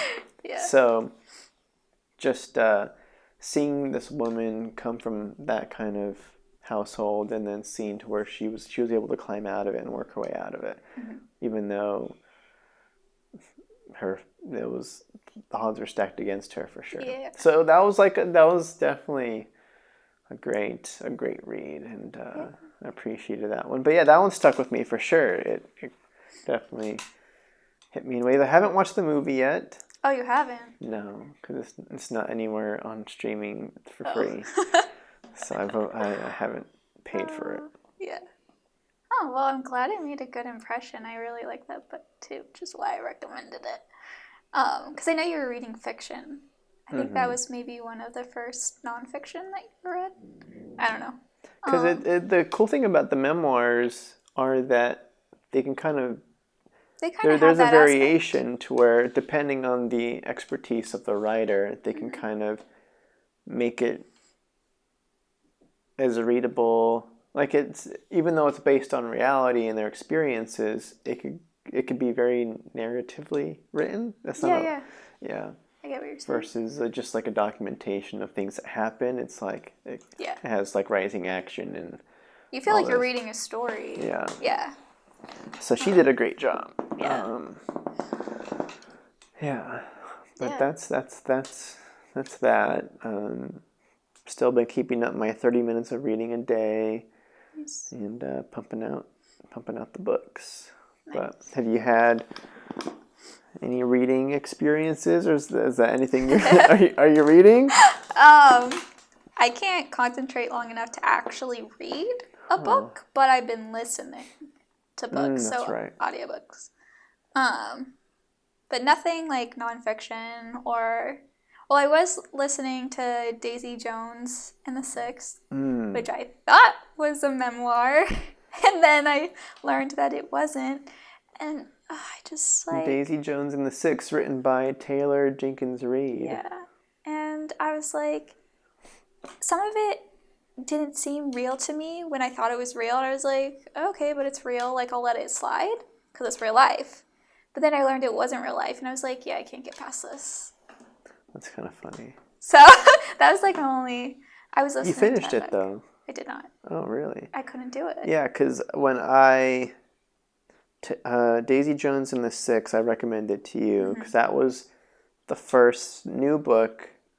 Because like when you were talking about how it was going to be a TV show. When I got back into reading last year, I started by finishing a book that I had been reading for like 4 years, which was Harry Potter and the Goblet of Fire, I think, the fourth Harry Potter book. So I finished that, and then the first new book that I've read in who knows how long was Daisy Jones and the Six. So I wanted to research the 1970s. Yeah, and like and get like a feel. So I searched like 1970s book fiction. I don't know what I searched, but Daisy Jones and the Six came up, and it follows a band, like the formation of like this collaboration between Daisy Jones and this other band called the Six. Yep. And at least I think that was their band. I forget. I think that's right. But I was like, sweet, 1970s, it's got like rock and roll and drugs, and it wasn't explicitly mentioned in the book, or like there's no pre-note, or even in the synopsis, like it doesn't say that, by the way, this is a fictional story. Yeah. So the thing that I like about it a lot was actually the way it was written. Like it was unique, and it was unique to listen to because it was written as audio tapes or audio interviews. So the audiobook actually has different actors to play each character. Yeah, so it's all dialogue. The whole book is just dialogue of questions and answers, and looking back on those days and reliving through interview. So that was super cool. Yeah. And it goes super quick as a read because I guess like dialogue just reads quicker. But that was what I really loved about it, was it felt non-conventional on that side of things. Yeah. But I think somehow I did know that it wasn't real. Yeah. And yeah. Yeah. I just brought that one up because it was a fictional book that I happened to listen to. Yeah. But most of my books have been psychological or in the self-help like genre. Yeah. Classic. So, the classics. Yeah. So I guess let's talk about your 2020, and then I want to transition into talking about your plans for 2021, because we're hopefully coming out of the COVID year. Yeah. The vaccine, there was a vaccine approved. So who knows? Rumor has it the vaccine and everything else, like that's going to take a lot of time to to get enough people to have taken it, to in combo with still wearing masks. Like it's going to be weird for a while, but hopefully. I like get anxiety thinking like big groups with no masks. I'm gonna like have a transitional issue for like a little bit. I guess like wait a second. One of the books, I guess stall from you answering the question, but that I read was 1984, George Orwell. Yeah. And that one was very talking about like kind of into the meta levels of understanding how to kind of form a society to just go along with new regime kind of oversight kind of stuff, where you introduce things little by little over generations, and eventually the people forget what things used to be like, and like, wait, did they used to have rations of chocolate of 1 pound a week, but now they're only giving us half a pound? I feel like I remember that chocolate was more was a bigger thing when I was growing up, but now we don't get it as much, but they're saying that we've always had half a pound a week. So like they're always Yeah. so like stuff like that, or just Gaslight. so just the introduction over generations creates the new normal. So when I think about like masks and COVID and social distancing and stuff, I'm like, this has only been what, 9 months? We're going into 9 months We're going since March. into 11 months. 11 months. Started in March. Okay, yeah. March is 3, like and we're in 12. So regardless, my thought has been we're already getting some like mental effects of like I was watching a movie and I'm like, wait, they're not wearing their mask on. I had Like she just left to her thing, she's not wearing a mask. Wait, I was like, oh wait, this is like that's not. I'm like, wait, that was weird that I just thought that was wrong. Yeah. So having to go back and reverting to a life where you can be in an indoor stadium and go to a concert with a lot of people might be a little bit jarring at first, and hopefully you can wean your way in. But if masks become a thing that lasts generations, and it's like, oh, I guess we just have been wearing masks since 2020, and it's 2045, and this is just how it is, and we don't remember how it happened, but and then don't really remember what it's like without too. so just there's no more in-person stuff. It's all digital, and like if this were going on for 5 years instead of just a year, a little over a year, it'd be a lot more psychologically rooted. Those things would be a lot more rooted, and it'd be very interesting. Yeah. But yeah, all right, 2020. 2020. Yeah, I mean, are you asking like how my 2020? Well, similar to my thing. So I don't know. Yeah, I mean, like I forget all the things that happened before like March 13th. Yeah, it was the 13th. I guess. Like we had fires, all that jazz. I was just started to make some more money, like which was great. And then March 13th, I lost all my income. And all of a sudden had nowhere to go, nowhere to be. Yeah, I didn't have anything to work on like you did. But I did try, like we didn't know how long it was going to be, right? So the lockdown was like, I think it started out as 2 weeks. And then it like progressed somewhere or whatever. So I was like, okay, let me take this time to like work on things that I wanted to work on, acting wise, just figuring out like where I want to go, what I want to do, and what's the plan to get there. Which was what? Yeah, so like in the beginning of the year and even like before, like my 2020 goals were to prepare for episodic season, which like I think just kind of ended if it were like normal, which is episodic season is like not the series regulars, not the main characters of like TV shows, but the smaller roles on crime shows, like day on players and co-stars and stuff. Yeah. So that was my 2020 goal, was to like book 2 network shows or something. And so I was preparing for that, building up my game plan because I already missed pilot season, which is for the bigger roles, more so in pilot season. Yeah, and then that kind of turned into a long-winded, like, just a ton of research. I didn't know what to do with my time. Also, just a lot of self-development, working on myself, which I think a lot of people ended up doing as well. We had a lot of time to ourselves. We couldn't see people to distract ourselves. A lot of us still do. Yeah.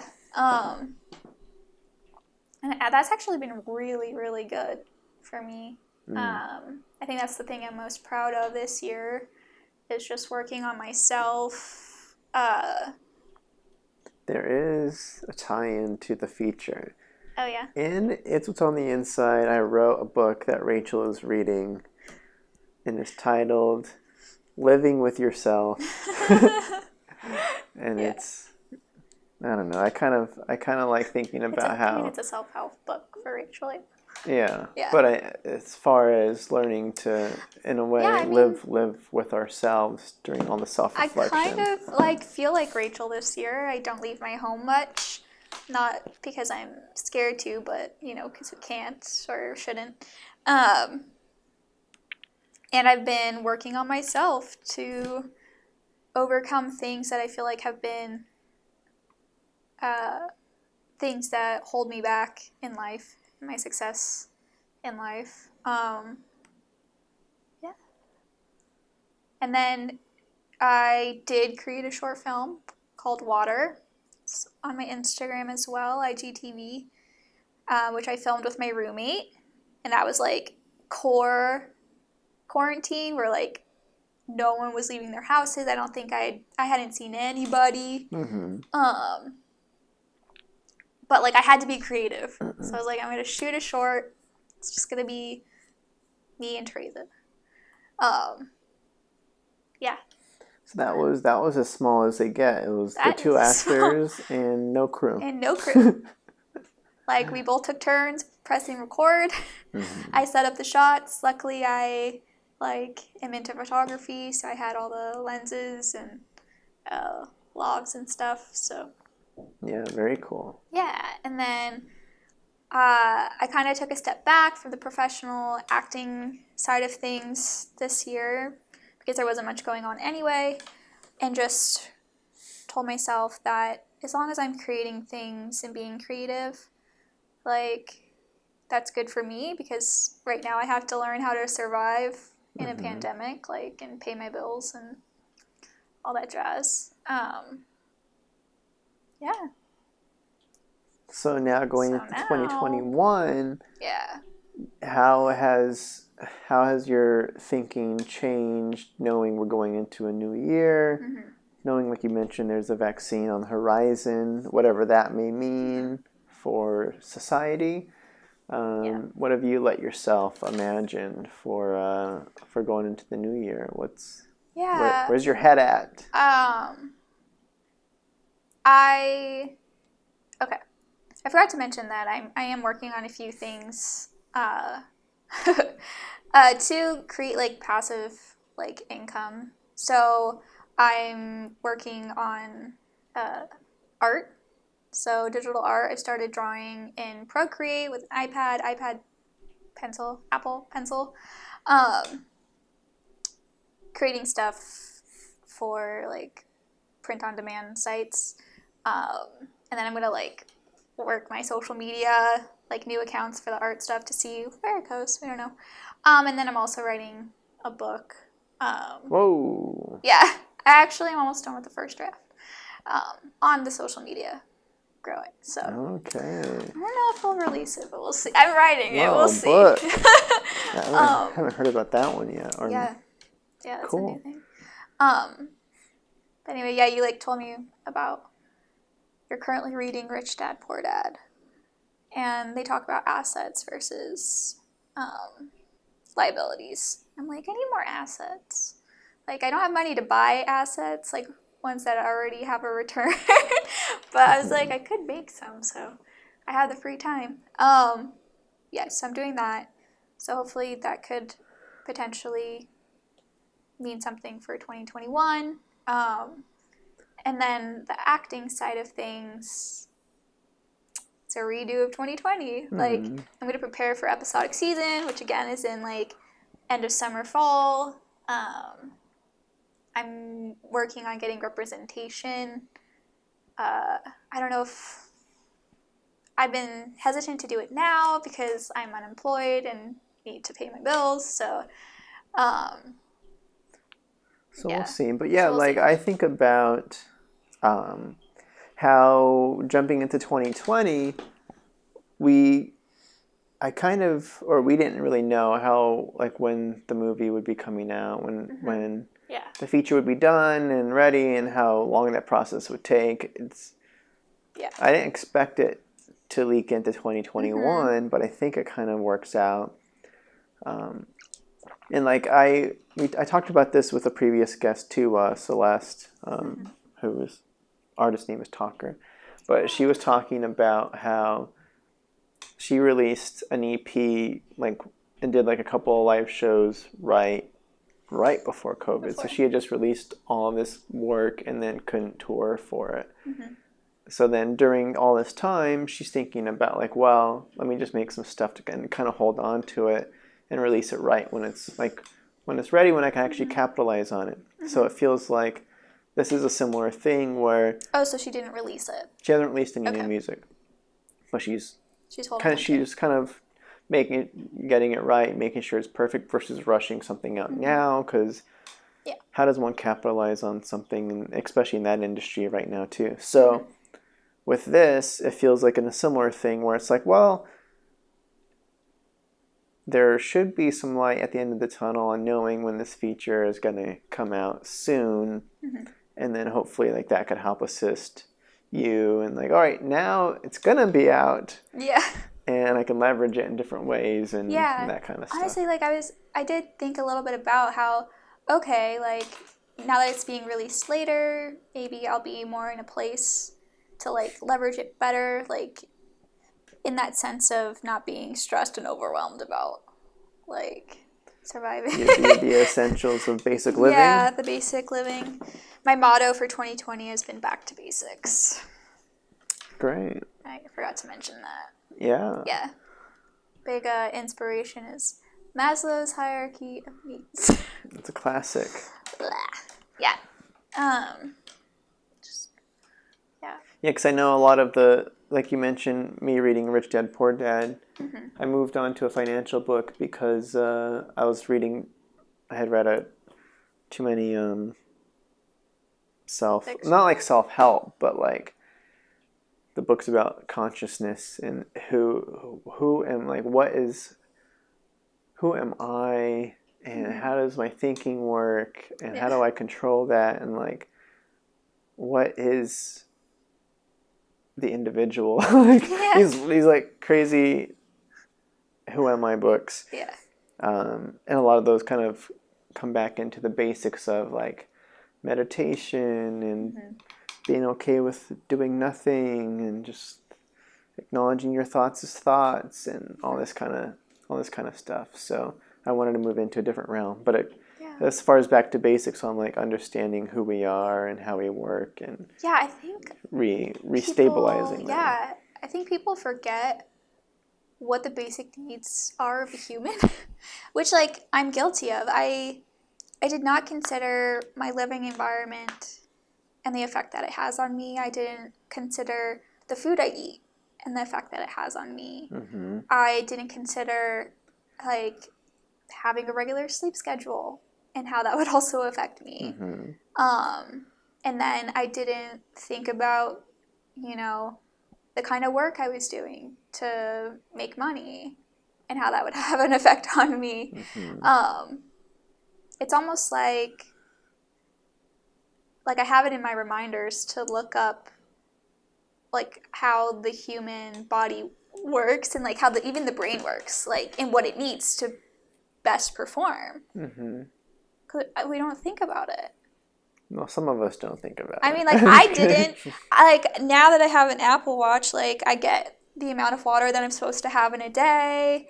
I have like movement on here. It tells me like when to go to sleep, and then I moved. That's one of the weird things about being a human and about having access to information too is that's been the frustrating thing about like having the time too is like I'm learning about how to maybe rethink about money or being reminded of something that I've read before. Whatever. It's like, all right, how do I think about myself? How do I think about this other energy in the world? How do I think about... It's like, all right, sweet. Sleep is... I've always been big on sleep. I prioritize sleep forever. Yeah. But it's like, all right, you want to get lots of sleep. You want to exercise. You want to reduce those stress levels. You want to eat the right things. Yeah. Now it's like learning about, all right, meditation is also very helpful for a healthy brain. You also... Like cold showers do things for you. Apparently. It's Yeah. and it's like, all right, well now all my time is done because I'm spending all of my time optimizing my life. Yeah. So it's like a weird. There's like a balance. It's like, but also I think people. Reading is good for you too. Yeah. Also, what I've realized is, like, if you have the time, and some of us do right now, There's no excuse. is to be kind to yourself in that, and know that if you're gonna implement these new things, these back to basics, that it probably will take up all your time because your body has been so deprived of it. It's like when you've been starving. Like if someone was starving and then they eat food again, they're gonna binge eat on food because their body's like, I don't know when I'm gonna get this again. I was gonna say the body rejects it at first. Well, that does happen. Yeah. Yeah, you don't want to eat too much, but like you end up going into this like storing mode. So like with sleep and just your overall health, it's probably gonna take a lot of energy out of you. You're probably gonna want to sleep a lot if you haven't been sleeping. I know I went like through a phase when I was like getting on a sleep schedule, like going to bed at the same time and getting up at the same time, that I just had, I swear, like a month of like going to bed at the right time, but not being able to get out of bed at the same time. Like, and I just had to kind of surrender to that. And then eventually my body's like, okay, we see that you're sleeping like regular now, and we don't have to like save up on this, like build these hours. But yeah. Yeah, Anyway. bettering oneself. It's a great time. It's always a great time. It's hard work. Okay. So I think we could move into some final topics here. I don't know if there's anything that we didn't talk about that you had in mind or anything like that, or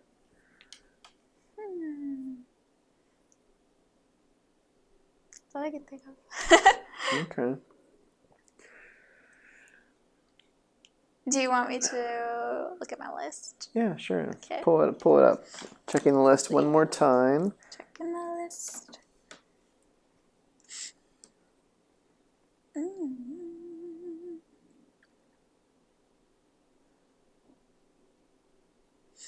I guess there's like current events. What current event? Like Taylor Swift's new album, Marvel. Sure. But I do have like questions like for you, like what do you do to stay positive? What do you hope people get out of the movie? Are you allowed to talk about next steps? And if so, like, how is that process? Next steps? What do you mean? Distribution. Oh. What advice do you have to aspiring filmmaker? Oh no. Oh no. Oh no. Let's stick with let's end with a little nerding out over some creatives that we're fans of. I haven't listened to her new album, but I'm a big fan of the hustle of one Taylor Swift. Yeah. Taylor Swift has been around for a while now. I forget when she officially like hit the scene. I think I was like 13. Do you have a year? What year was that? She was doing country first, and I'm not too big of a country. I don't like country. I don't listen to country at all. 2005. Okay. So I was initially, I think the first song that it kind of grabbed me from Taylor Swift was in an intro to acting class that I was taking before I had really jumped into film, and that was in 2013. So, and that was I Knew You Were Trouble. Really? Yeah. And that was like, I remember we had to do a lip sync challenge in the acting class. We had to come prepared with a song, and one of the other actors in the class did I Knew You Were Trouble by Taylor Swift, and it was super funny. And I'm like, that song's kind of catchy. What is that? Yeah. And then that was kind of my intro into Taylor Swift, and she's won me over since then up until now. And I know she's kind of getting back to her own roots, and she's just kind of pumping out some jams left and right. Yeah. Something that I like about the Folklore and Evermore, I think it's called, that just came out yesterday? I think it's Evermore. Is the kind of throwback vibe to her early days. I think that's why I don't like it. Really? Yeah. Too much. Yeah, I think if it was like super like the early days, I don't think I would like it so much.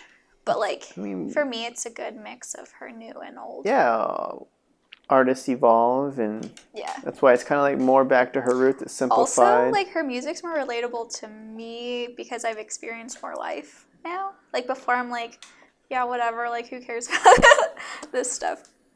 Okay. But she's always been near your age. Yeah, I've been isolated for too long of my life. Okay. I just started getting to live like a couple years ago.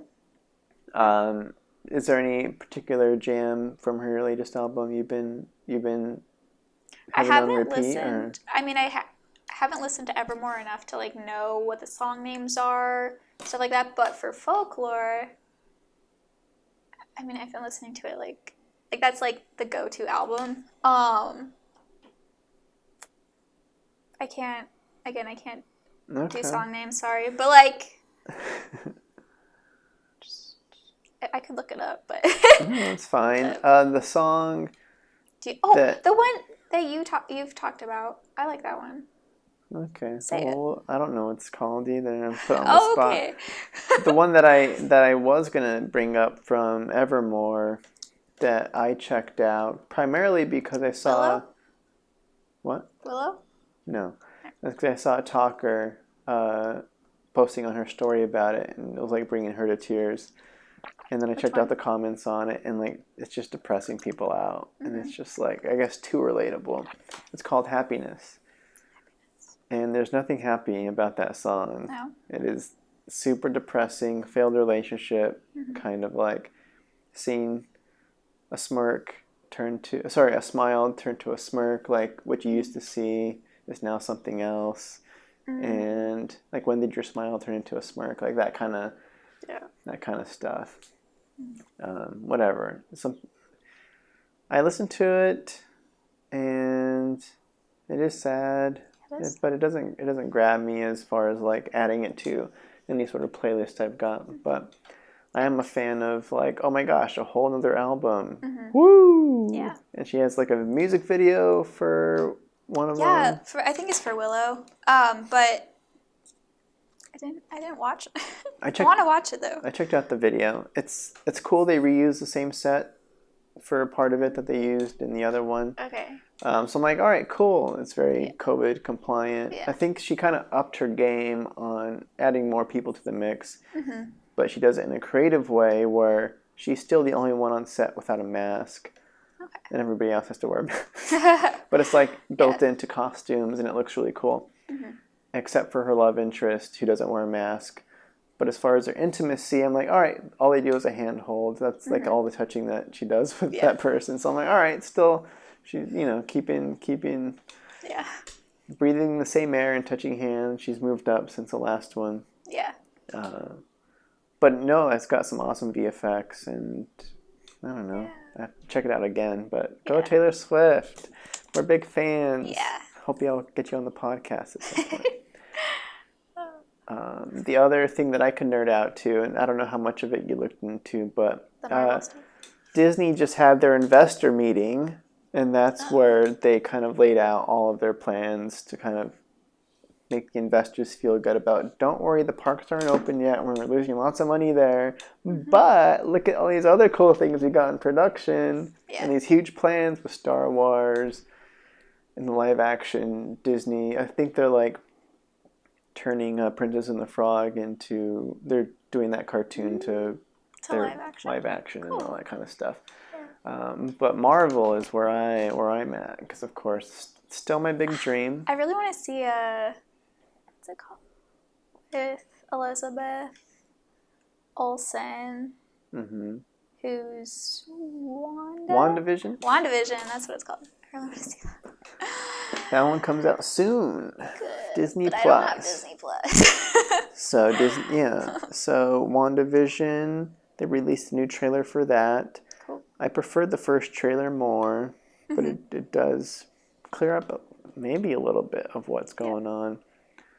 Somebody's definitely messing with Wanda, and pretty much she ain't gonna be happy once she solves this mystery. And that's the rumors, at least. But the ones that were new was the Falcon and the Winter Soldier came out with a trailer. Loki's show came out with a trailer. Oh, that's a show? It's not a movie? It's a show. Is that the cartoon? No, Tom Hiddleston is Loki. There's a Loki show?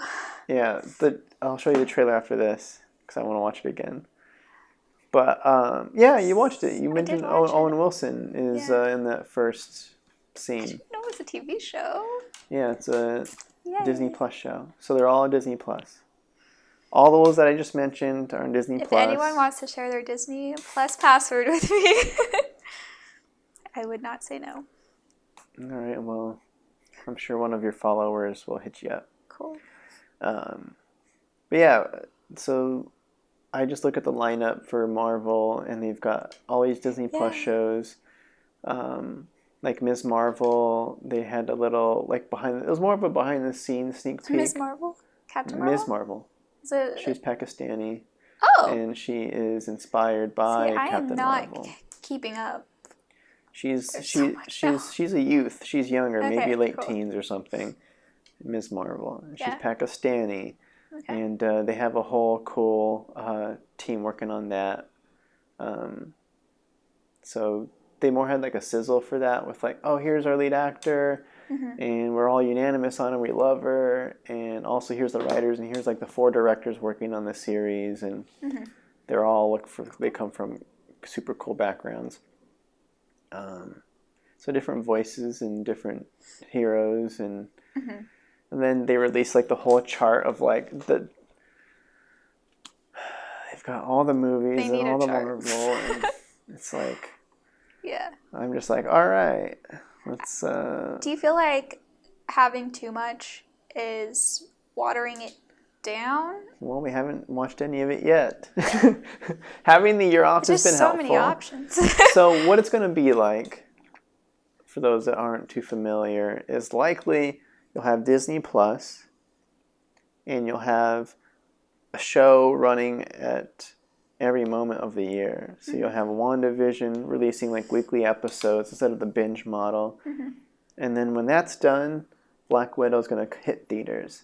And while that's in theaters, Winter Soldier and Falcon will be hitting week to week on Disney Plus. And then Loki will hit week to week on Disney Plus after. So they'll scatter an hour a week all year of Marvel, plus the big tentpole 3 to 4 times a year movies.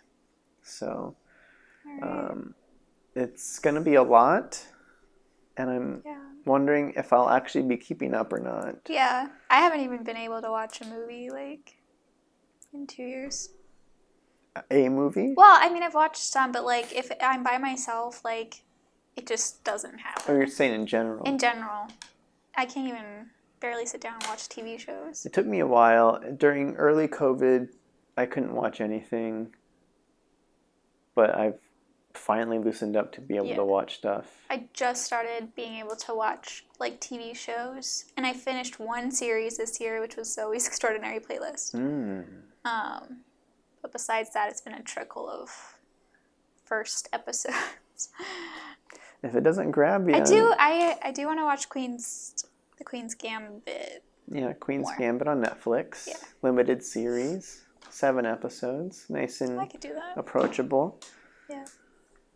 But yeah, I don't know. Yeah. So basically, what I was trying to get at was Marvel's got so much going on. Hopefully they can sustain it so that way I can jump in and start directing some stuff in a couple of years. So that's the dream. Yeah, my plan, my mindset when I moved out here was like, give me 5 years, I'll be directing at Marvel. Yeah. But that's too far away. It's been 2 years. I have 3 years left. Oh, there's pre-production, like actual getting to direct Because it. by the time they attach directors, yeah, like, I guess I would get attached in 3 years, and then it would take another 2 years before my thing even comes out. Yeah. So yeah, I'll be 30. I'll be 37 around the time when my first there you go. Marvel episode. That's a ways away. But yeah, anyway, thanks for being on. You're welcome. Thanks for having me. Yeah. So, where can people find your stuff? We didn't even talk about TikTok, thankfully, but I don't know if you're still up to that. But if you can send people to wherever you want. Yeah. You can find me on Instagram at michelle.hinsberg. I have a website, michellehinsberg.com. TikTok is also michelle.hinsberg, but I don't make too much stuff on there, but there's some funny stuff on there currently. Okay. All right. Yeah. Or just, those are the main. Yeah, Instagram's a big one. Okay. But yeah, great. So keep in the loop, subscribe if you dare, and but yeah, keep in the loop for announcements on the feature. You can find that on Instagram as well at it's what's on the inside _film. Yeah. Should be easy enough to find. But yeah, great. Thanks again. Bye. Bye.